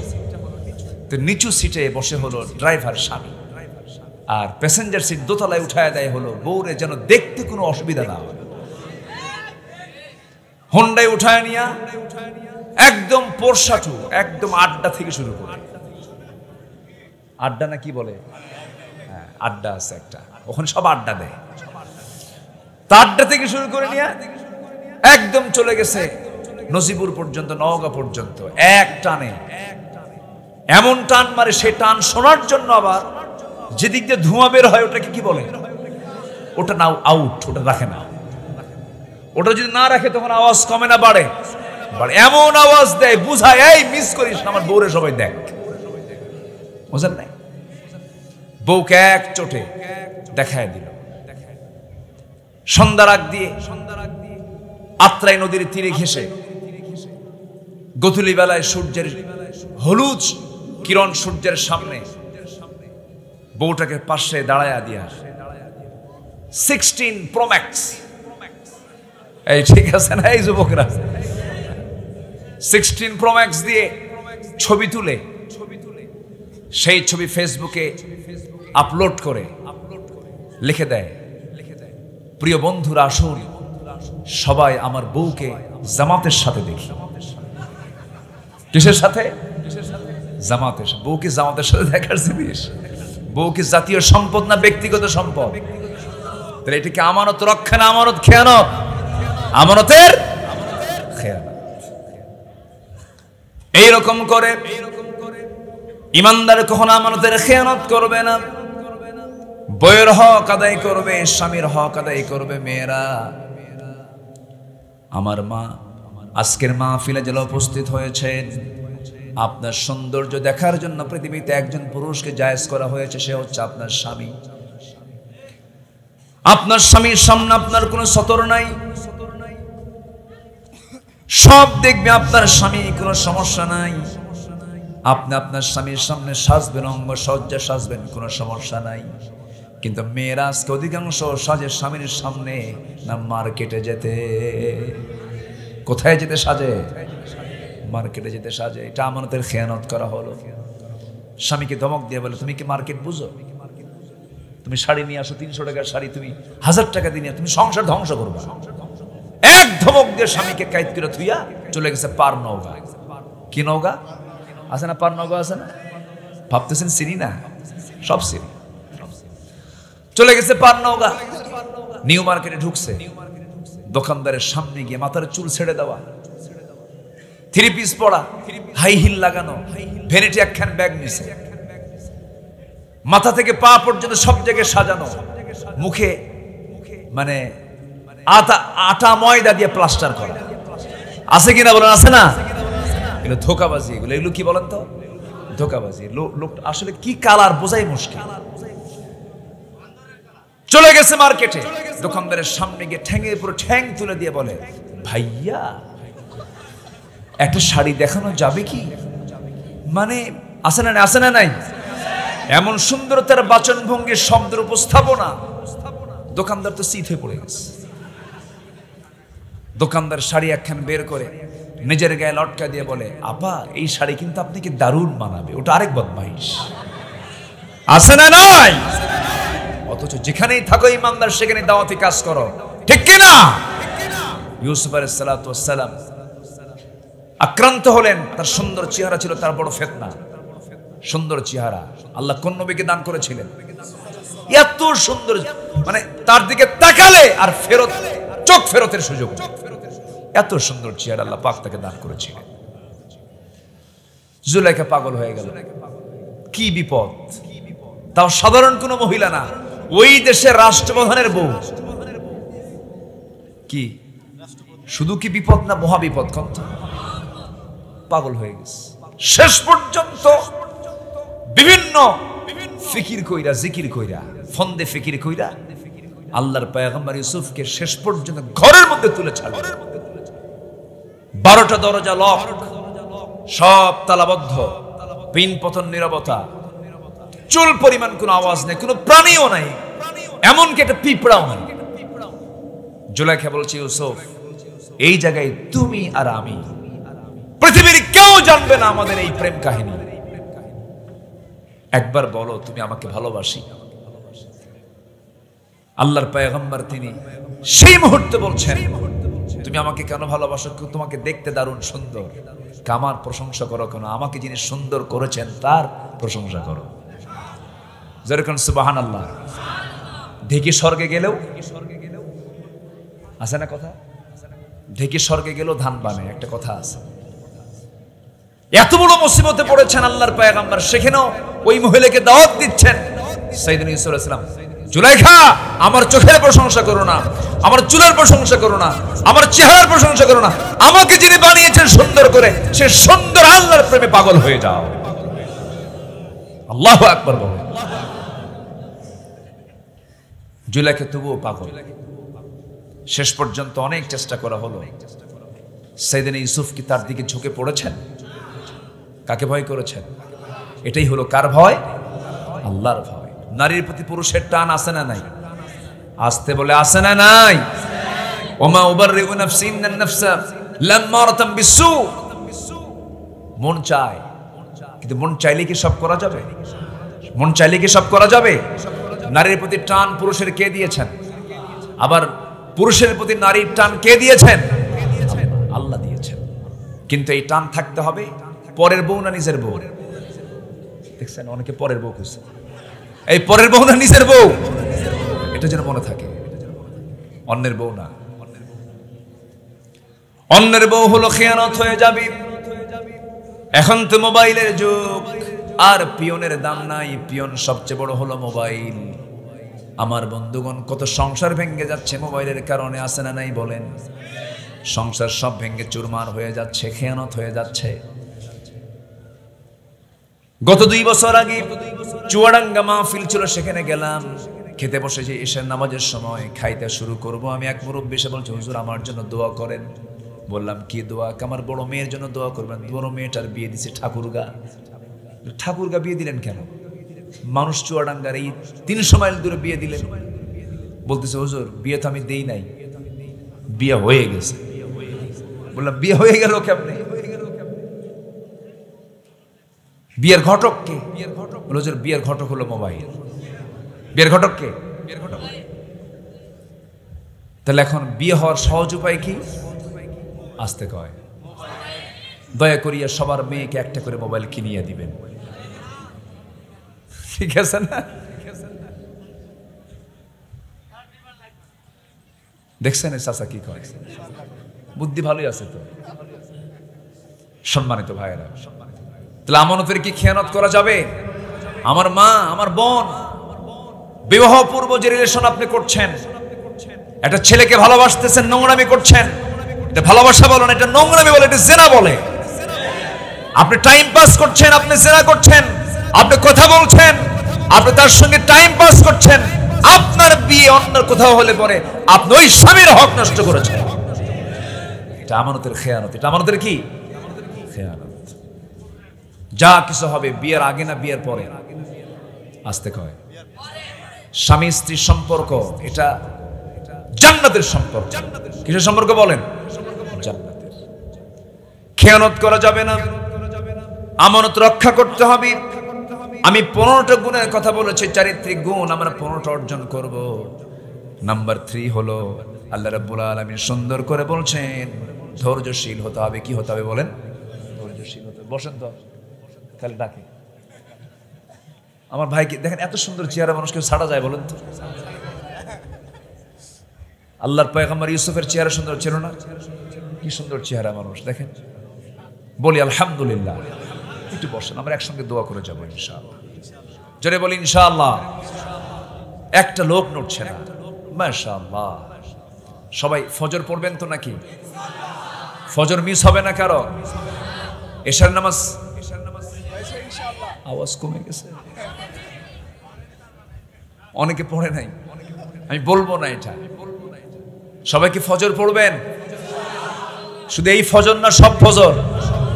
ফজর দিয়ে যার দিন শুরু হবে তার কোনো নামাজ কাজা হবে না। সকল নামাজের মূল নামাজ কোন নামাজ? নামাজের সকল 5 ওয়াক্ত নামাজের মা হচ্ছে ফজর। মা হচ্ছে কি? ফজর। ফজর নামাজ পড়বেন কারা কারা? একটু হাত তুলে দেখান দেখি। জোরে বলি ইয়া আল্লাহ। আমাদেরকে ফজর, যোহর, আসর, মাগরিব, ইশা 5 ওয়াক্ত সালাত আদায় করার তৌফিক তুমি আল্লাহ দিয়ে দাও। জোরে বলি আমিন, আরো জোরে আমিন। চারিত্রিক গুণাবলী কয়টা বলতে চেয়েছি? 15টা। নাম্বার 2 চলে গেল। 1 নাম্বার কি হচ্ছে? আমরা কথা বলবো বাঁকা না সোজা। নাম্বার 2 খেয়ানত না আমানত, খেয়ানত না আমানত। নাম্বার 3 হলো ধৈর্যহীন না ধৈর্যশীল? ধৈর্যশীল। বিয়ে আগে না ধৈর্য আগে? ব্যবসা আগে না ধৈর্য আগে? নামাজ আগে না ধৈর্য আগে? মাহফিলে আসা আগে না ধৈর্য আগে? ধৈর্য না থাকলে আপনি বসতে পারবেন? চলে যাবেন। এই যে বসে আছেন, ধৈর্য আছে না নাই? বসে। আমার বন্ধুগণ, আল্লাহ রাব্বুল আলামিন এই পৃথিবীতে একজন মানুষকে ধৈর্যের পিরামিড বানিয়েছেন। তিনি হচ্ছেন আমার নবী মুহাম্মদ সাল্লাল্লাহু আলাইহি ওয়াসাল্লাম। রাসূল জীবনে মার খেয়েছেন একবার না বারবার? বারবার মার খেয়েছেন। এত মার খেয়েছেন যে তায়েফের কথা কে না জানেন কি ধৈর্যের পিরামিড তিনি ছিলেন। মুসা আলাইহিস সালাম তার কওম ধ্বংসের জন্য আল্লাহর কাছে প্রার্থনা করেছেন। নূহ আলাইহিস সালাম একই প্রার্থনা করেছেন। অন্যান্য নবীরা আল্লাহর দরবারে তার উম্মতের প্রতি গজব নাযিলের জন্য প্রার্থনা করেছেন। কিন্তু আমার নবীজি তায়েফবাসীকে প্রতিশোধ নিয়েছেন না মাফ করে দিয়েছেন? মাফ করে দিয়েছেন, ক্ষমা করে দিয়েছেন। এতবার খেলেন যে সেন্সলেস হয়ে পড়ে থাকলেন। মাথা রক্তগুলো গড়ে গড়ে শরীর দিয়ে ভিজে ভিজে পার তলার গিয়ে জুতার তলার সঙ্গে পায়ের তলার জমাট বেঁধে গেছে। টেনে টেনে জুতাটা টান মেরে বের করা যায় না, এমন পরিমাণ রক্ত ঝরেছে নবীজির দেহ থেকে। চোকা চোকা পাথর নবীর গায়ে নিক্ষেপ করা হয়েছে। তায়েফের সমস্ত কাফেররা মেরে দিয়েছে। আমার নবীজির সেন্সলেস থেকে সেন্স যখন ফিরে এসেছে, জিবরিল আমিন এসে বললেন, ইয়া রাসূলুল্লাহ, আপনি যা বলবেন তাই হবে। এই তায়েফকে দুই দিকের পাহাড় দিয়া চাপা দিয়া শেষ করে দেওয়া হবে। রাসূল একখান মুস্কি হাসি মেরে বলেন, ভাই জিবরাইল, যদি ধ্বংসই করে দাও, কালিমার দাওয়াত আমি কার কাছে পৌঁছাবো? আমি মাফ করে দিলাম, আমি ক্ষমা করে দিলাম।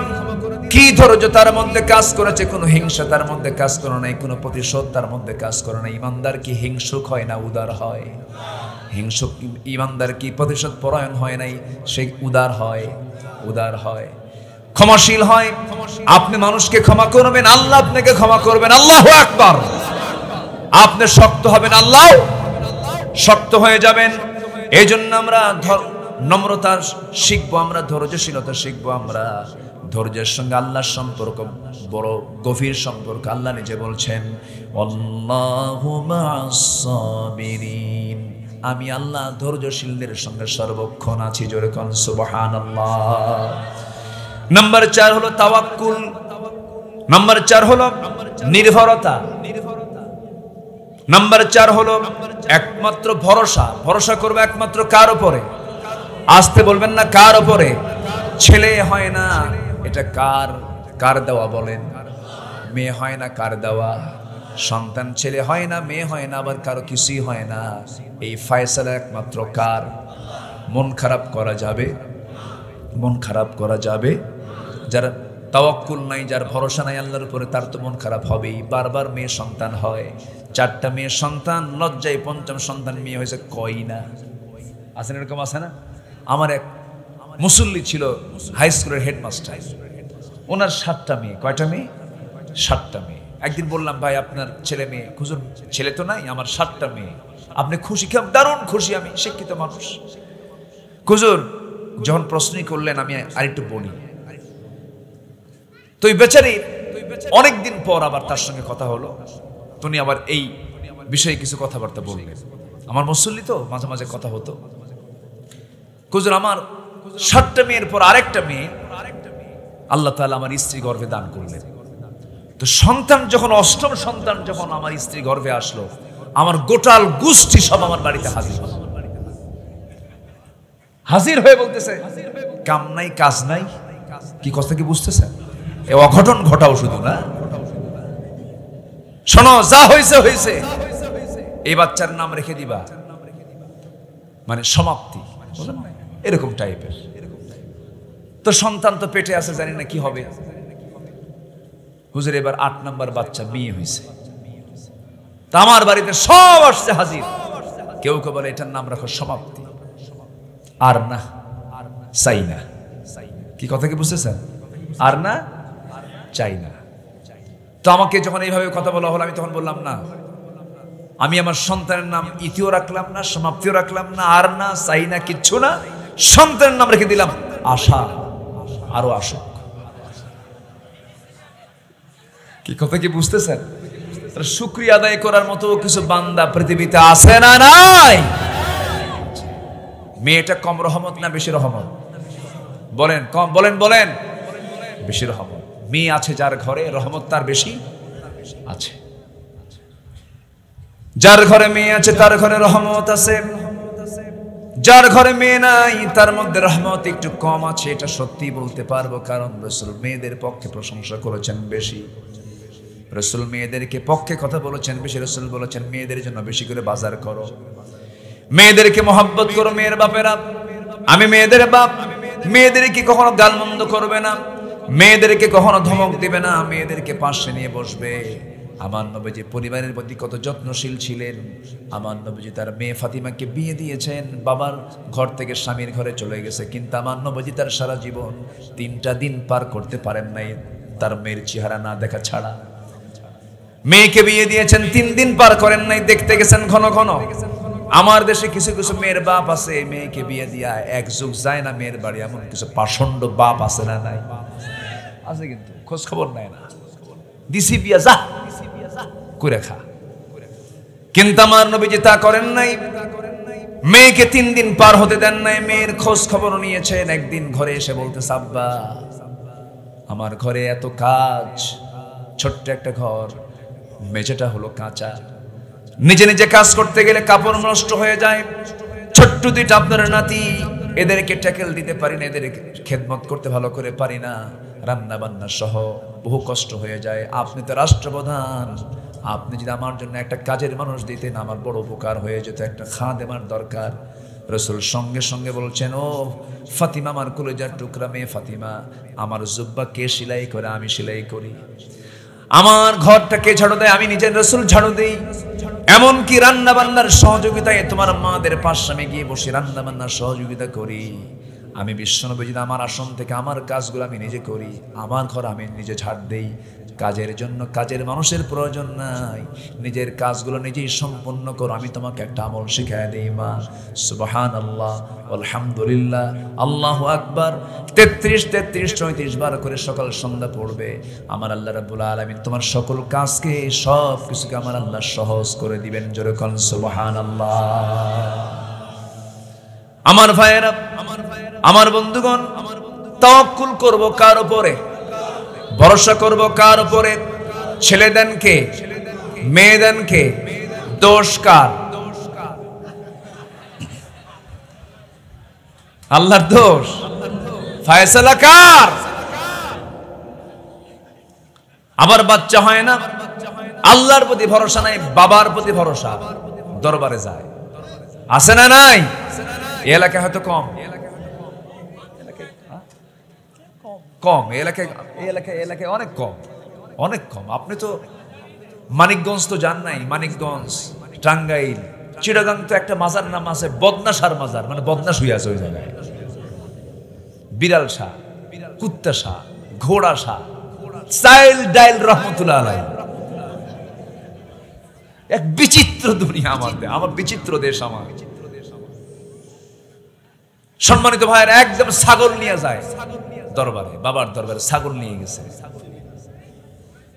নিয়ে চলে যায় একটা গরু নিয়ে, একটা আস্ত গরু নিয়ে। ওদিকে মা ভাত পায় না, বাপরে দেখে না।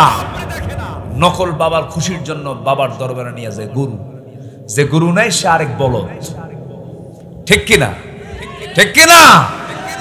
এই জন্য এগুলো ভরসা কারোর উপর করা যাবে না। সন্তান দেবেন কে? সন্তান দিবেন না কে? সন্তান চাইবো কার কাছে? রব্বি হাবলি মিনাস সলিহিন। আল্লাহু আকবার। আল্লাহ দেন না, আল্লাহ দেন না।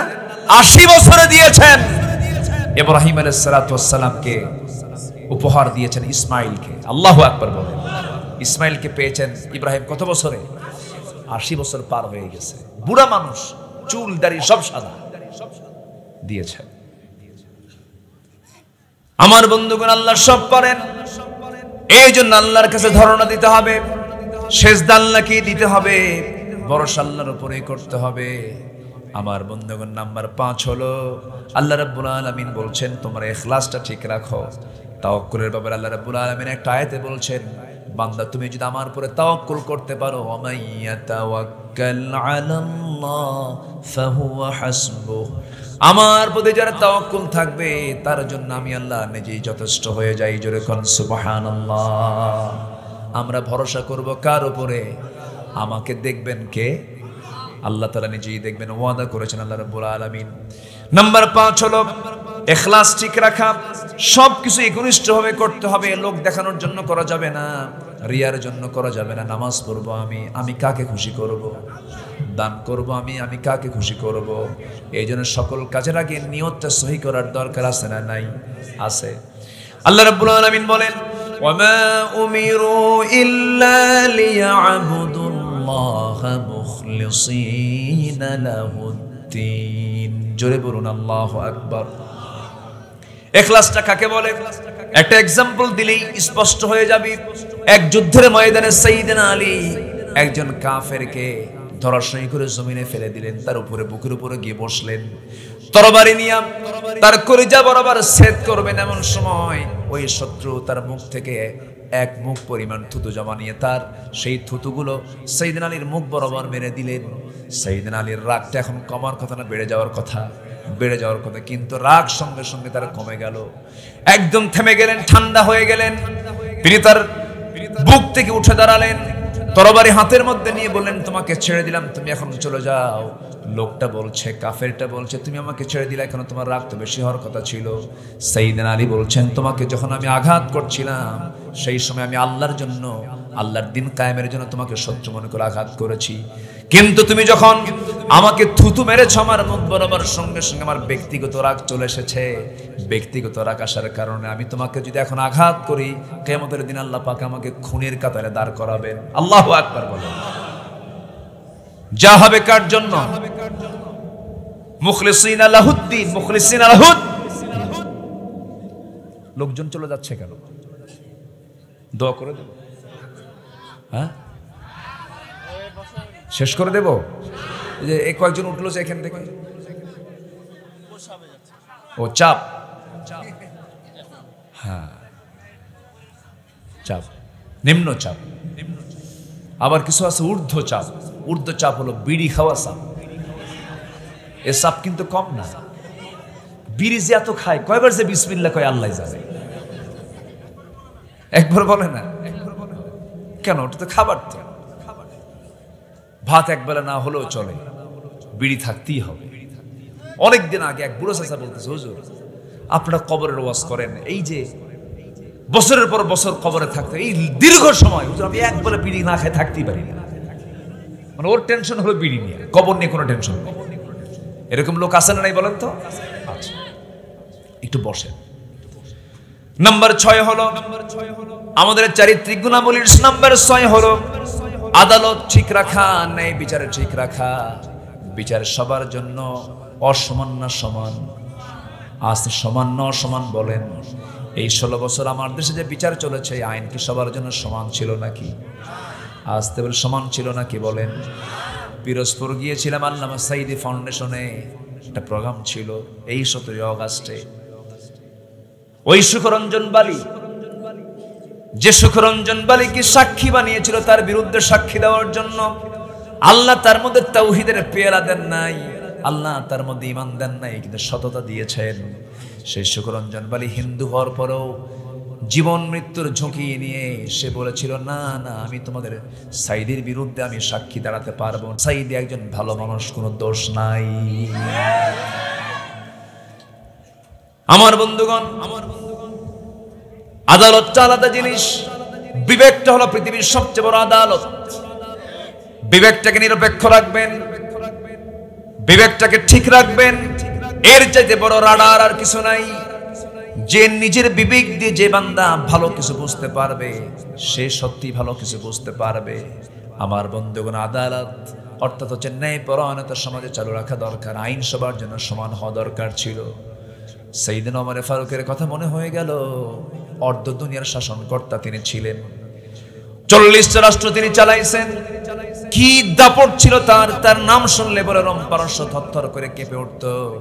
সেই ওমর ফারুক রাদিয়াল্লাহু তাআলা একদিন ঘোড়া কিনতে গেছেন বাজারে। ঘোড়া বিক্রেতার কাছ থেকে টাকা বিনিময় হয়ে গেল, টাকা দিয়ে দিলেন। সাইয়েদনা ওমর ফারুক ঘোড়া বিক্রেতার কাছে ঘোড়াটা বুঝে নিলেন। ঘোড়া বুঝে নিয়ে সেই ঘোড়াটা নিয়ে বাড়ির দিকে ফিরতেছেন। কয়েক মাইল যেতে না যেতেই ঘোড়ার 4টা পা অকেজ হয়ে গেছে।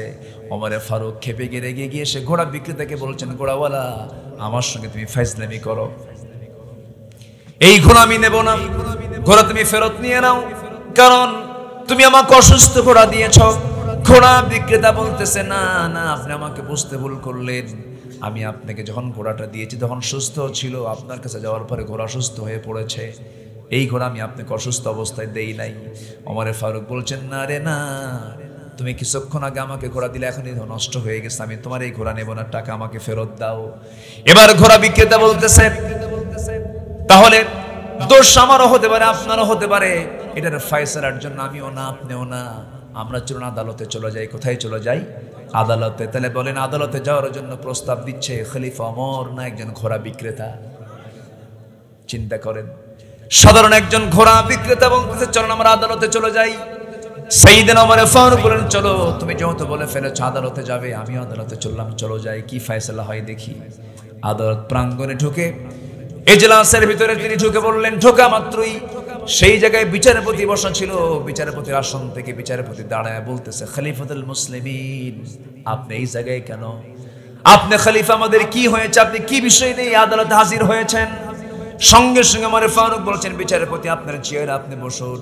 আপনি ওমরকে দেখে বিচার করবেন না, আপনি কোরআনকে সামনে রেখে বিচার করবেন।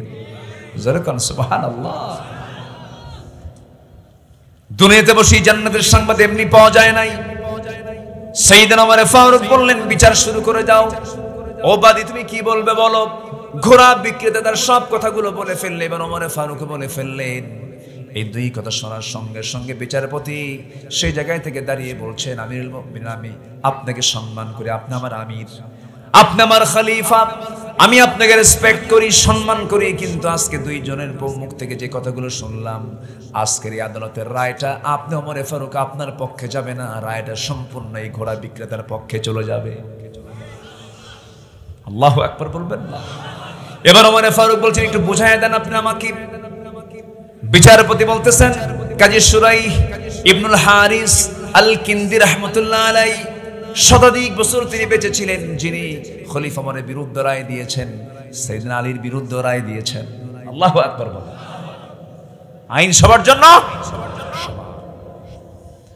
এবার কাজী বুঝাইয়া দিচ্ছেন, বিচারপতি বুঝাইয়া দিচ্ছেন, আমিরুল মুমিনিন শোনেন, আপনি আমার সামনে যে অবস্থান করে আপনি আমার সামনে দাঁড়িয়ে থেকে যে কথাটা বলছেন, আমিও বলছি আপনার সামনে কথা, আপনি বলছেন আমার সামনে কথা। এই আদালত চত্বর থেকে আপনি সুস্থ অবস্থায় ফিরে যাবেন, এর গ্যারান্টি আপনি দিতে পারবেন নাকি না? মালাকুল মউত যখন তখন আসতে পারে। তাই যদি হয় আপনার ঘোড়া আপনি বুঝে নিয়েছেন, টাকা লেনদেন হয়ে গেছে, সুস্থ ঘোড়া বুঝে নেওয়ার পর ওই অসুস্থ যদি ঘোড়াটা আপনার মালিকানায় যাওয়ার পরে হয়ে যায়, এই দোষটা কেন আপনি ঘোড়াওয়ালাকে দিবেন? অসুস্থ হয়েছে আপনার মালিকানা, এটা আপনাকে বুঝে নিতে হবে। ঘোড়া আপনি অসুস্থ ঘোড়া নিয়ে আপনার বাড়িতে চলে যান। সুবহানাল্লাহ বলবেন না? চলে আসলেন বাড়িতে, মুসকে হাসি মেরে চলে আসলেন। পরের দিন সেন্ট্রাল কমিটির বৈঠক, মজলিসে শুরার বৈঠক। সেই শুরার বৈঠকে ওমর ফারুক বললেন, শোনো, অমুক জনপদে একজন আঞ্চলিক বিচারপতি আছে, যে আঞ্চলিক বিচারপতির কাছে আমি বিচার প্রার্থী হয়ে দাঁড়িয়েছিলাম। সে এত বড় সাহসী, সে ব্যক্তিকে দেখে বিচার করে নাই, সে কোরআনকে দেখে বিচার করেছে। আমি ওমর আমার বিরুদ্ধে পর্যন্ত রায় দিতে সে দিল কাঁপায় নাই, সে ভয় পায় নাই। আমার বিশ্বাস ওকে ওই জায়গা থেকে নিয়ে জাতীয় পর্যায়ে বিচারপতি বানাও, তাকে পদোন্নতি দিয়ে দাও। জোরে কোন সুবহানাল্লাহ। খলিফার বিরুদ্ধে রায় দিলে পরে তাদের পদোন্নতি হতো, তাদের প্রমোশন হয়ে যেত।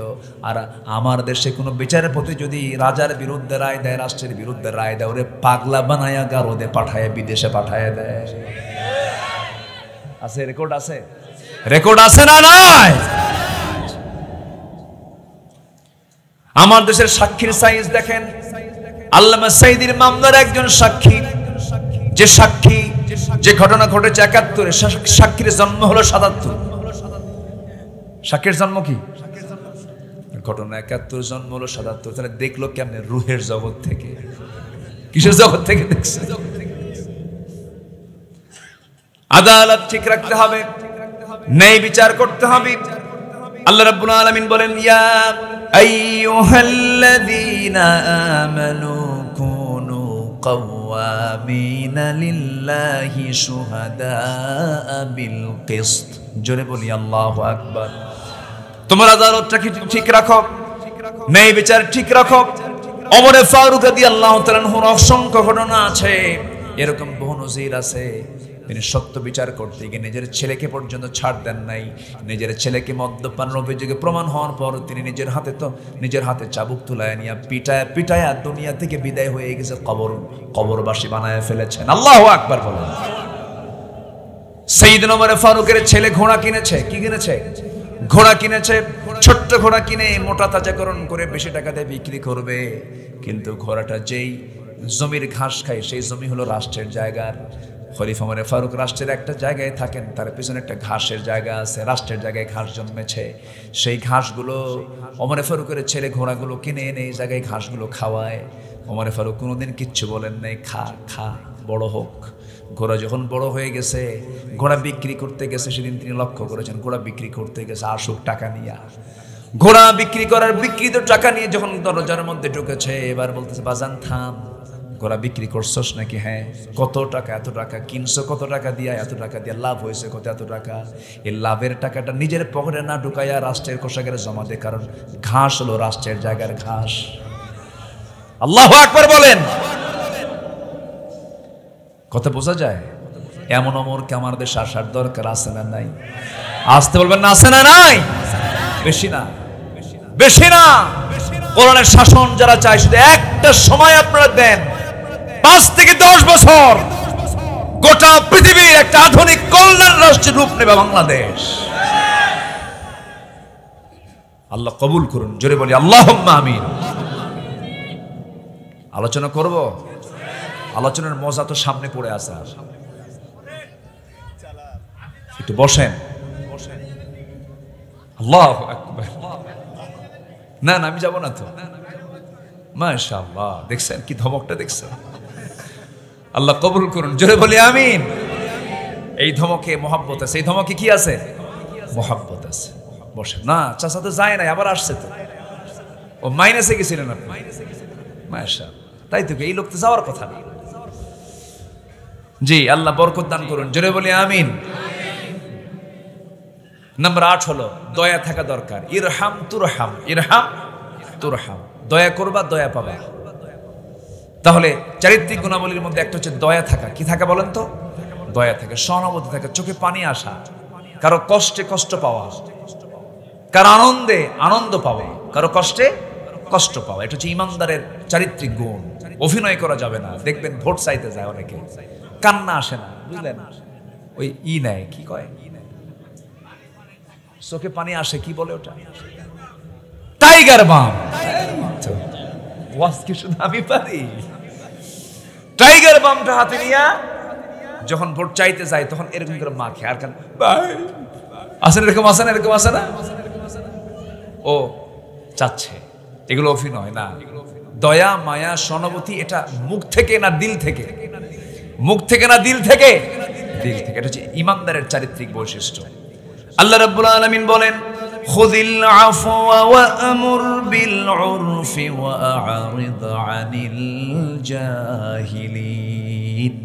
ক্ষমা করো, আল্লাহ তোমাকে ক্ষমা করে দিবেন। সৎ কাজের নির্দেশ দাও, মূর্খদেরকে এড়িয়ে চলো। নাম্বার 9 হলো নম্রতা, তাওয়াদু। মান তাওয়াদুআ ফাকাদ রাফাআহু আল্লাহ। যে ব্যক্তি নম্র হবে, যে ব্যক্তি বিনয়ী হবে, আল্লাহ তার মর্যাদা বাড়ায় দিবেন। যে ব্যক্তি যত ভদ্র হবে তার মর্যাদা কমবে না, বাড়বে, বেড়ে যাবে। আমরা অভদ্র হব না, ভদ্র হব। উগ্র হব না, নম্র হব, নম্র হব। আমার নবীজি শত্রুর সঙ্গে কখনো খারাপ আচরণ করেন নাই। আমার নবীজি সবার সঙ্গে সুন্দর আচরণ করেছেন। আমার নবীজি একদিন সাহাবায়ে কেরামকে নিয়ে কথা বলছেন, এমন সময় দেখতে পেলেন একটা ইহুদির লাশ কাঁধে বহন করে সব নিয়ে যাচ্ছে। আমার নবীজির লাশটা দেখি সামনে দাঁড়ায় গেলেন। সাহাবায়ে কেরাম বললেন, ইয়া রাসূলুল্লাহ, একটা ইহুদির লাশ দেখে আপনি কেন দাঁড়ায় গেলেন? আমার নবীজি বলছেন, ও আমার সাহাবীরা, লোকটা ইহুদি হতে পারে কিন্তু সে তো মানুষ। মানুষকে সম্মান করার দরকার আছে না নাই বলেন? আছে। এটা হচ্ছে ভদ্রতা, এটা হচ্ছে শালীনতা, এটা হচ্ছে নম্রতার লক্ষণ। অহংকার তার মধ্যে কাজ করতো না। আমরা অহংকারী হব না। অহংকার শব্দটা খুবই ছোট্ট শব্দ। অহংকার শেষ, কিন্তু অহংকারের ভয়াবহতা এত মারাত্মক, কালকে রাজা আজকে পলাতক। ঠিক কিনা? চাকরি কি রাজাকার নাতিপুতিরা পাবে? এটা কি ভদ্রতার কথা না অহংকারের কথা? আপনি নাগরিক ভাবেন নাই, আপনি দেশের একটা জনগোষ্ঠীকে আপনি ভেবেছেন শত্রু। অহংকার প্রকাশের কারণে আল্লাহ আপনার গজব দিয়েছেন। নম্রতা, উদারতা, এটা হচ্ছে ইমানদারের চারিত্রিক বৈশিষ্ট্যের অন্যতম একটা বৈশিষ্ট্য। নাম্বার 10, কৃতজ্ঞতা, শুকর। আল্লাহ রাব্বুল আলামিন বলেন, শুকরিয়া আদায় করবে তুমি, আমার নিয়ামত বৃদ্ধি পেয়ে যাবে। শুকর নিয়ামত, নিয়ামাতা দাসফুন কুনাত, কুফর নিয়ামত, নিয়ামাতাত বিরুন কুনাত। লা ইন শাকারতুম লাযিদান্নাকুম ওয়া লা ইন কাফারতুম ইন্না আযাবি লাশাদীদ। আল্লাহ রাব্বুল আলামিন সূরা ইব্রাহিমের 7 নম্বর আয়াতে বলেছেন, শুকর যদি আদায় করতে পারো নিয়ামত বাড়ায় দেব, শুকর যদি না আদায় করো জেনে রেখে দিও আমার শাস্তি সবচাইতে কঠোর, বড় কঠোর শাস্তি আমার। নাম্বার 11 হলো সাহসিকতা, সুজা। ইমানদাররা হবে ভীরু পুরুষ না সাহসী পুরুষ। বলেন বলেন বলেন বলেন। পিঠ দেখাবে না বুক দেখাবে? পিঠ না বুক? বুক দেবে পেতে, আবু সাইদের মতো, ঠিক কিনা? আবু সাইদের বাড়িতে গিয়েছিলাম, ওর বাপকে বললাম, ওনার মাকে বললাম, কথা কিছু শুনলাম। সে সত্য অনুসন্ধানী একটা ছেলে ছিল, সে সবসময় সহি সত্যকে খুঁজে বেড়ানোর জন্য চেষ্টা করেছে। একটা মানুষ চিন্তা করেন বুক পেতে দিতে পারে, কতটুকু অদম্য, কত আত্মবিশ্বাসী হলে পারে সে এমন ভূমিকা পালন করতে পারে। আল্লাহু আকবার বলেন। সে জুলুমকে সহ্য করতে পারেনি, সে জুলুমের বিরুদ্ধে দাঁড়িয়েছে সামনে। তার দাঁড়িয়ে থাকাটা আল্লাহ তাআলা গোটা জাতির জন্য কবুল করে নিয়েছেন। এটা বিশাল বড় ব্যাপার। এটা নির্বাচন করে দিয়েছেন কে? আসতে বলবেন না কে? আল্লাহ তাআলা। সাহসিকতা আমাদের মধ্যে থাকার দরকার আছে না নাই? আল্লাহ এক জায়গায় টান মেরে বলছেন, সূরা আলে ইমরানের শেষের দিকে আল্লাহ রাব্বুল আলামিন বলেন 200 নম্বর আয়াত, ইয়া আইয়ুহাল্লাযীনা আমানু সাবিরু ওয়াসাবিরু ওয়ারাবিতু ওয়াত্তাকুল্লাহা লাআল্লাকুম তুফলিহুন। জোরে বলুন আল্লাহু আকবার। তোমরা ধৈর্য ধরবে, সাহসী হবে, আল্লাহ তোমাদেরকে সফল করে ফেলবেন, সফলতা দিয়ে দিবেন। নাম্বার 12 হলো নেক কাজের আদেশ দেবে, অসৎ কাজের বাধা দেবে। আল কুনতুম খায়রা উম্মাতিন উখরিজাত লিন-নাসি তা'মুরুনা বিল মা'রুফ ওয়া তানহাউনা আনিল মুনকার। সূরা আলে ইমরান 110 নম্বর আয়াতে আল্লাহ রাব্বুল আলামিন বলে দিচ্ছেন, তোমরা সৎ কাজের আদেশ দেবে, সৎ কাজের বাধা দেবে। হুকুমটা কার বলেন? এই এলাকায় কোনো চাঁদাবাজি করতে দেওয়া যাবে? এই দায়িত্ব সবার আছে না নাই বলেন? এই এলাকায় কোনো সিনেমাবাজি করা যাবে? কোনো মদের আসর করা যাবে? কোনো জায়গায় যাত্রা প্যান্ডেল করা যাবে? মাহফিল হবে যেখানে যাত্রা থাকবে না সেখানে এগুলো প্রতিবাদ করার দরকার একার না সবার? সবার। নাম্বার 13 হলো বিশ্বাসযোগ্যতা। বিশ্বাসী হতে হবে, সিকাহ এটাকে অর্জন করতে হবে। আল্লাহ রাব্বুল আলামিন বলছেন, ওয়াল্লাযীনা হুম লিআমানাতিহিম ওয়া আহদিহিম রাউন। যারা আমানত ঠিক রাখবে, যারা ওয়াদা ঠিক রাখবে, বিশ্বাসযোগ্যতা যারা অর্জন করবে, এরা হচ্ছে আমার পছন্দের বান্দা। নাম্বার 14 হলো আল ইখলাসু ফিল আমাল, নিষ্ঠাবান হওয়া। আল্লাহ রাব্বুল আলামিন বলছেন, আমি তোমাদেরকে কেন সৃষ্টি করেছি?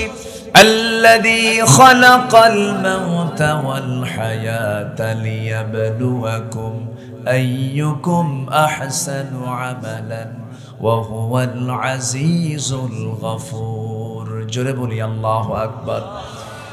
নিষ্ঠার সাথে সমস্ত কাজগুলো করা, সময়কে নষ্ট না করা, সময়ের প্রত্যেকটা সেকেন্ডকে কাজে লাগায়া সবগুলো কাজে ভালো ভালো কাজগুলো সম্পাদন করা। কারণ একটা সেকেন্ডের দাম আছে না নাই বলেন?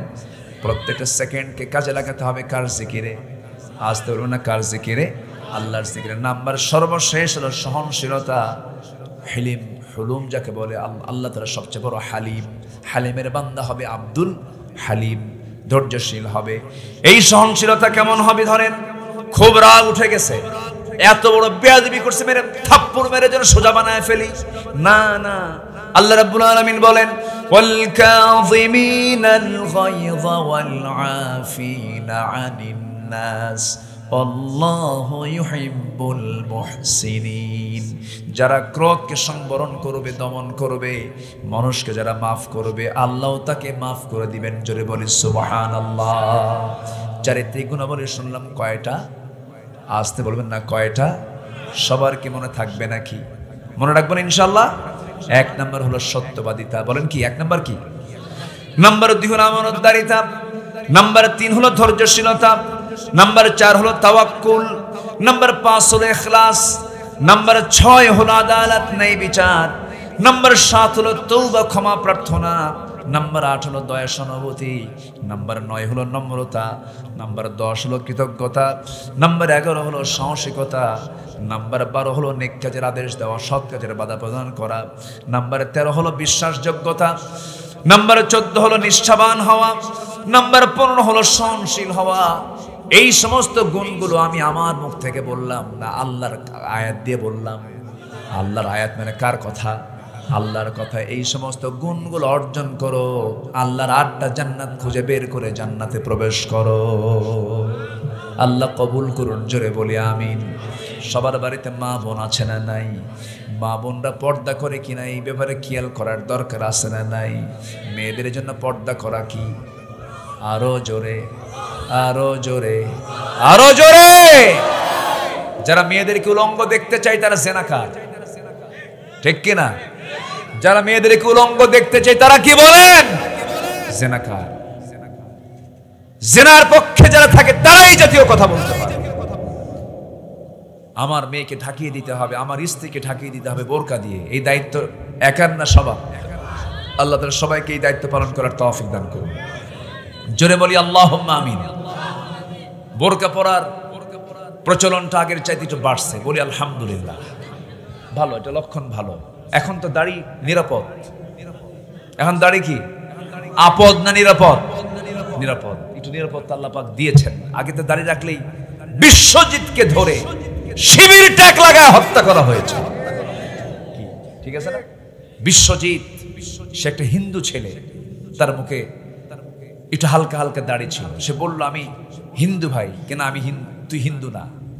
শেষ পর্যন্ত সে প্যান্ট খুলে দেখাইছে আমি হিন্দু, এরপরও তাকে খুন করেছে। এত পরিমাণ জুলুম অত্যাচারের স্টিম রোলার চালিয়েছিল। সম্মানিত ভাইয়েরা, আয়না ঘরে থাকা ব্যারিস্টার আরমান এবং আব্দুল্লাহ আমান আজমি ব্রিগেডিয়ার জেনারেল, দুজনের সঙ্গে আমি সাক্ষাৎ করেছি, কথা বলেছি। আমি তাদেরকে দেখতে গেছি। আমি তাদের কথাগুলো শুনে আমার লোমগুলো শিহরে উঠেছিল সেদিন। আমি আশ্চর্য হয়ে গেছি। একটা লোকের বাবা মারা গেছে 8 বছর আগে, তাও সে জানতো না যে আমার বাপ মারা গেছে। মীর কাসেম আলীকে ফাঁসিতে ঝুলিয়ে মারা হয়। তার 8 বছর পরে তার ছেলে আয়না ঘর থেকে বের হওয়ার পরে শুনতে পারেন, সেই দিন যেদিন তিনি বের হয়েছেন সেদিন শুনতে পেরেছেন যে তার বাপকে ফাঁসিতে ঝুলানো হয়েছে। এটার নাম কি স্বাধীনতা? এটার নাম কি স্বাধীনতা? সম্মানিত ভাইয়েরা, একটা পরিবেশ যেহেতু ফিরে পেয়েছি, কোন চাঁদাবাজি আশেপাশে দেখলে হাত ভেঙে চুরমার করে দিবে।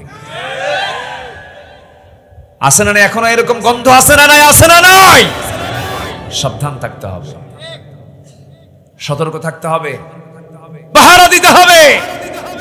এই রক্তগুলোর সঙ্গে বেঈমানি করা যাবে না আমাদের। ওই ছেলেদের কোনো দোষ ছিল না। ওই ছেলেগুলো হাসতে হাসতে জীবনগুলো দিয়ে দিয়েছে।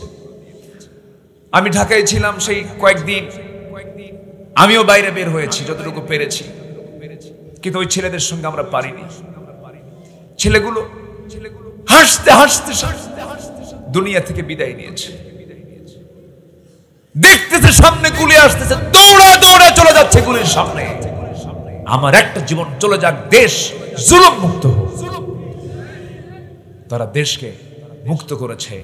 এই মুক্ত করার এই অবদানকে আমরা তখনই স্মরণীয় করে রাখতে পারবো যখন আমরা এই দেশকে সুন্দর করে সাজাতে পারবো। আল্লাহ কবুল করুন, জোরে বলি আমিন। সাজাতেই যদি হয় আমরা সাজাবো কি দিয়ে? আসতে বলবেন না, কি দিয়া? আমার বিশ্বাস এদেশের মাটিতে ইসলাম আসবে, ইসলাম বিজয়ী বেশে আসবে। জোরে বলে ইনশাআল্লাহ। আল্লাহ কবুল করুন, জোরে বলি আমিন। আরো জোরে আমিন। দোয়া করি, আসেন। নাকি অনেক রাত হয়েছে, তাই আপনারও সময় শেষ।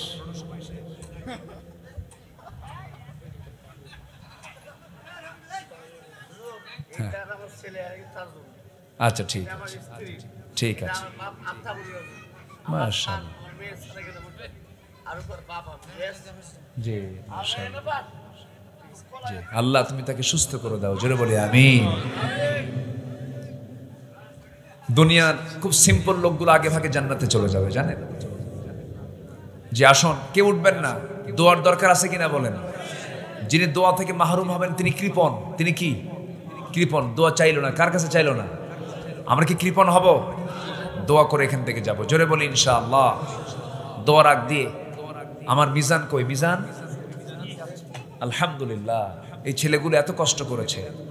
এই মাহফিল করে লাভ কি? এদের বিরুদ্ধে এলাকার কিছু লোকজনও আছে, আছে না নাই বলেন তো? এই মাহফিল হওয়ার দরকার আছে না নাই বলেন তো? আছে না নাই? জি জি, এই যুবকরা মাহফিলের ডাক দিয়েছে।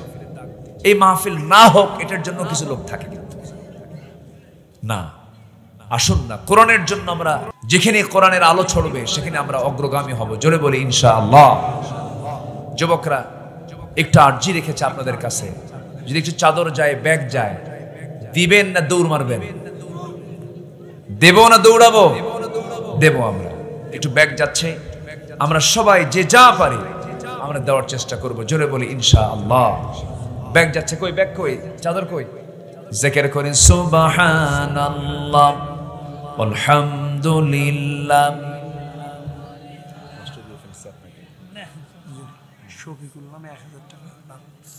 শফিক ভাই নামে একজন ভাই দিয়েছেন 1000 টাকা। জোরে বলি মারহাবা, আল্লাহ কবুল করুন। এই জায়গায় এসে দেখি বহু বাগান। কিসের বাগান এগুলো? আম বাগান। তো আম তো এখন ধরে না, না? কয়েক মাস হলো হুজুর গেল। আচ্ছা, এবার আমের সিজনের জন্য আমি আম যেন পাই ইনশাআল্লাহ। পাবো তো? আম পাবো তো? খালি পার্সেল করবেন, ঢাকায় পাঠিয়ে দিবেন। খুব সুন্দর, আলহামদুলিল্লাহ। আল্লাহ কি যে মিষ্টতা দিচ্ছে আপনাদের এই মাটির মধ্যে, অন্য কোথাও আম এত স্বাদের হয়? বলি আলহামদুলিল্লাহ। কিন্তু আমের নাম হলো ন্যাংড়া। আমের নাম কি? আম তো দেখতে সোজাই, তো ন্যাংড়া থুইল কেন? বুঝে আসে না। এই ব্যাগ কি গেছে? ব্যাগ ভিতরে গেছে? জি সবাই, হ্যাঁ সবাই দিবেন। একবার দিয়েছেন, আবার দেন, বারবার দিব আমরা, এতে আমারই অ্যাকাউন্টে জমা হবে। আল্লাহ তুমি সবাইকে বেশি বেশি দেওয়ার তৌফিক দাও। যেটা থেকে যাবে সেটাই হচ্ছে আজকের দেওয়া, আর যেটা মানে আমি দিতে পারলাম না সেটা আমার ছেলে মেয়েদের জন্য। এই জন্য যা দেব এটা আমার জন্য থেকে যাবে। আল্লাহ পাক তুমি সবাইকে দেওয়ার তৌফিক দাও। জোরে বলি আমিন। জিকির করি সুবহানাল্লাহ আলহামদুলিল্লাহ।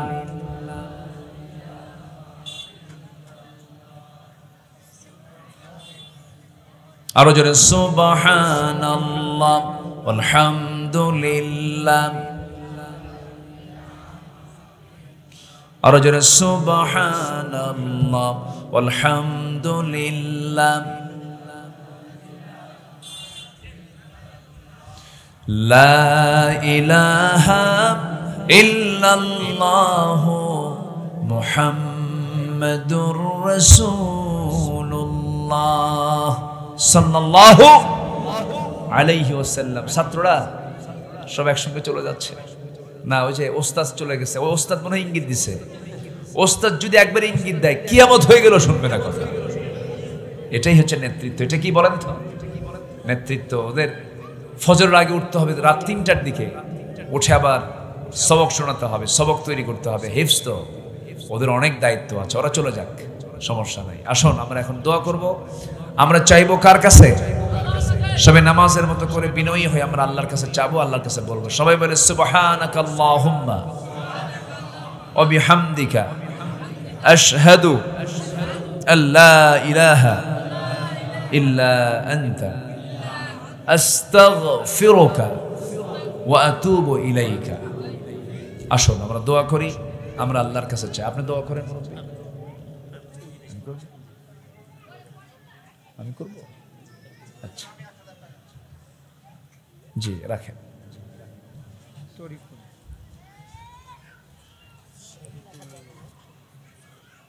সবার কাছে আমিও দোয়া চাই, সবাইকে আমার জন্য দোয়া করবেন।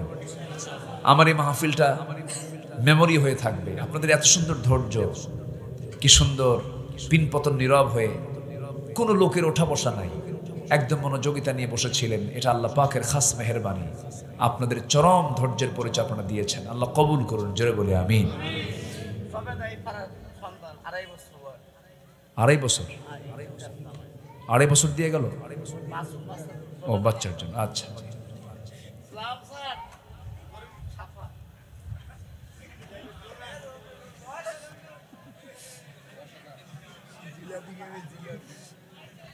জি, আসুন আমরা আল্লাহর কাছে চাবো। জি, আল্লাহুম্মা আমিন। রব্বানা যালামনা আনফুসানা ওয়া ইল্লাম তাগফির লানা ওয়া তারহামনা লানাকুনান্না মিনাল খাসিরিন। লা তুযিগ কুলুবানা বা'দা ইদ হাদাইতানা ওয়া হাব লানা মিন লাদুনকা রাহমাতান ইন্নাকা আনতাল ওয়াহ্হাব। গভীর রাত, নিঝুম রাত, ঝিমানো রাত্রিতে চাঁদের মতো হাজারো মুসলমান নরনারী নিয়ে তোমার কালামের 2-3 আয়াতকে সামনে রেখে একজন মুমিনের চারিত্রিক গুণাবলী কেমন হওয়া দরকার কোরআনের আলোকে স্পষ্ট করার চেষ্টা করেছি। কিছু ভাঙ্গাচোরা কিছু কথা বলেছি। সে শান্তে সে কাঙ্গাল ফেকেরের মতো 2 হাত পেতেছি। আল্লাহ, গুনার দিকে নজর দিও না, বান্দা মনে করে তামাম জীবনের গুনাহগুলোকে মাফ করে দাও। জনম দুঃখিনী মা, জনম দুঃখী বাপ জান যারা দুনিয়া থেকে গত হলেন, জিন্দেগির গুনাহগুলো মাফ করো, কবরগুলোকে জান্নাতের টুকরা বানায়া দাও। অনেক আলোচনা শেষ করে বাড়ি ফিরে যাব, বাড়িতে ফিরে গিয়ে সব দেখবো, কিন্তু মাকে পাবো না রে। মা ছোট্ট একটা অক্ষর দিয়ে গঠিত মা, কিন্তু গোটা দুনিয়ার সব মহব্বত এই মা শব্দের মধ্যে লুকানো আছে। সেই বাবা যারা চলে গেল, জিন্দেগির গুনাহগুলো মাফ করো, কবরগুলোকে জান্নাতের টুকরা বানাইয়া দাও। আল্লাহ, আব্বা আম্মার জন্য তুমি দোয়া শিখিয়ে দিয়েছো।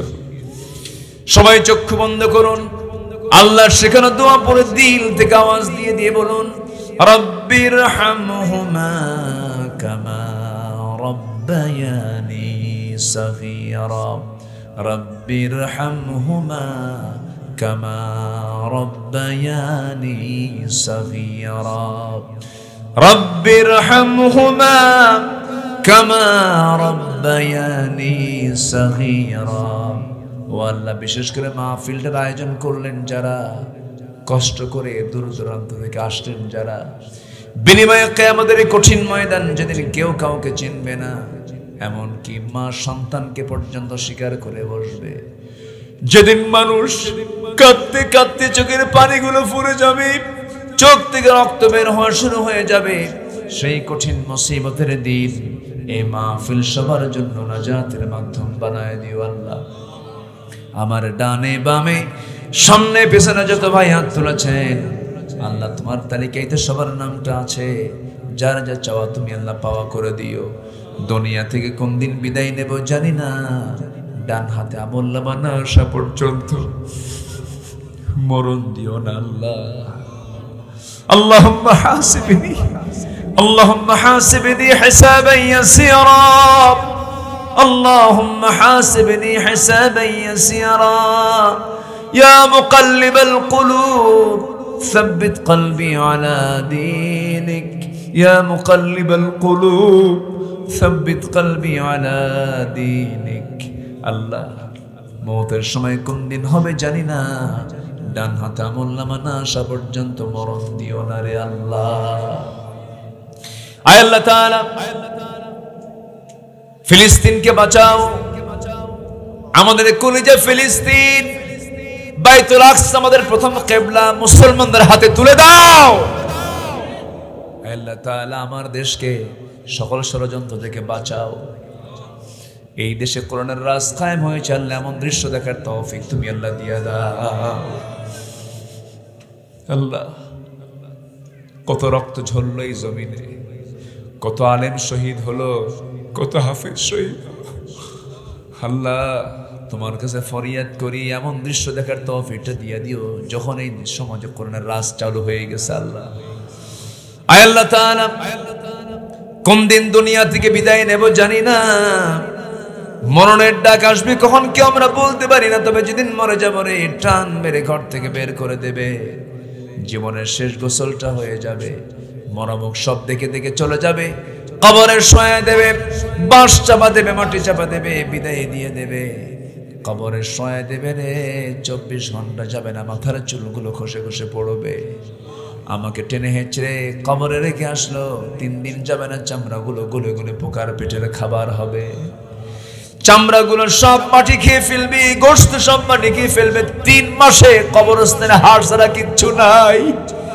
ও আল্লাহ, সে অন্তিম সময় যখন চলে আসবে, জামানে জারি করে দিও লা ইলাহা ইল্লাল্লাহু মুহাম্মাদুর রাসূলুল্লাহ।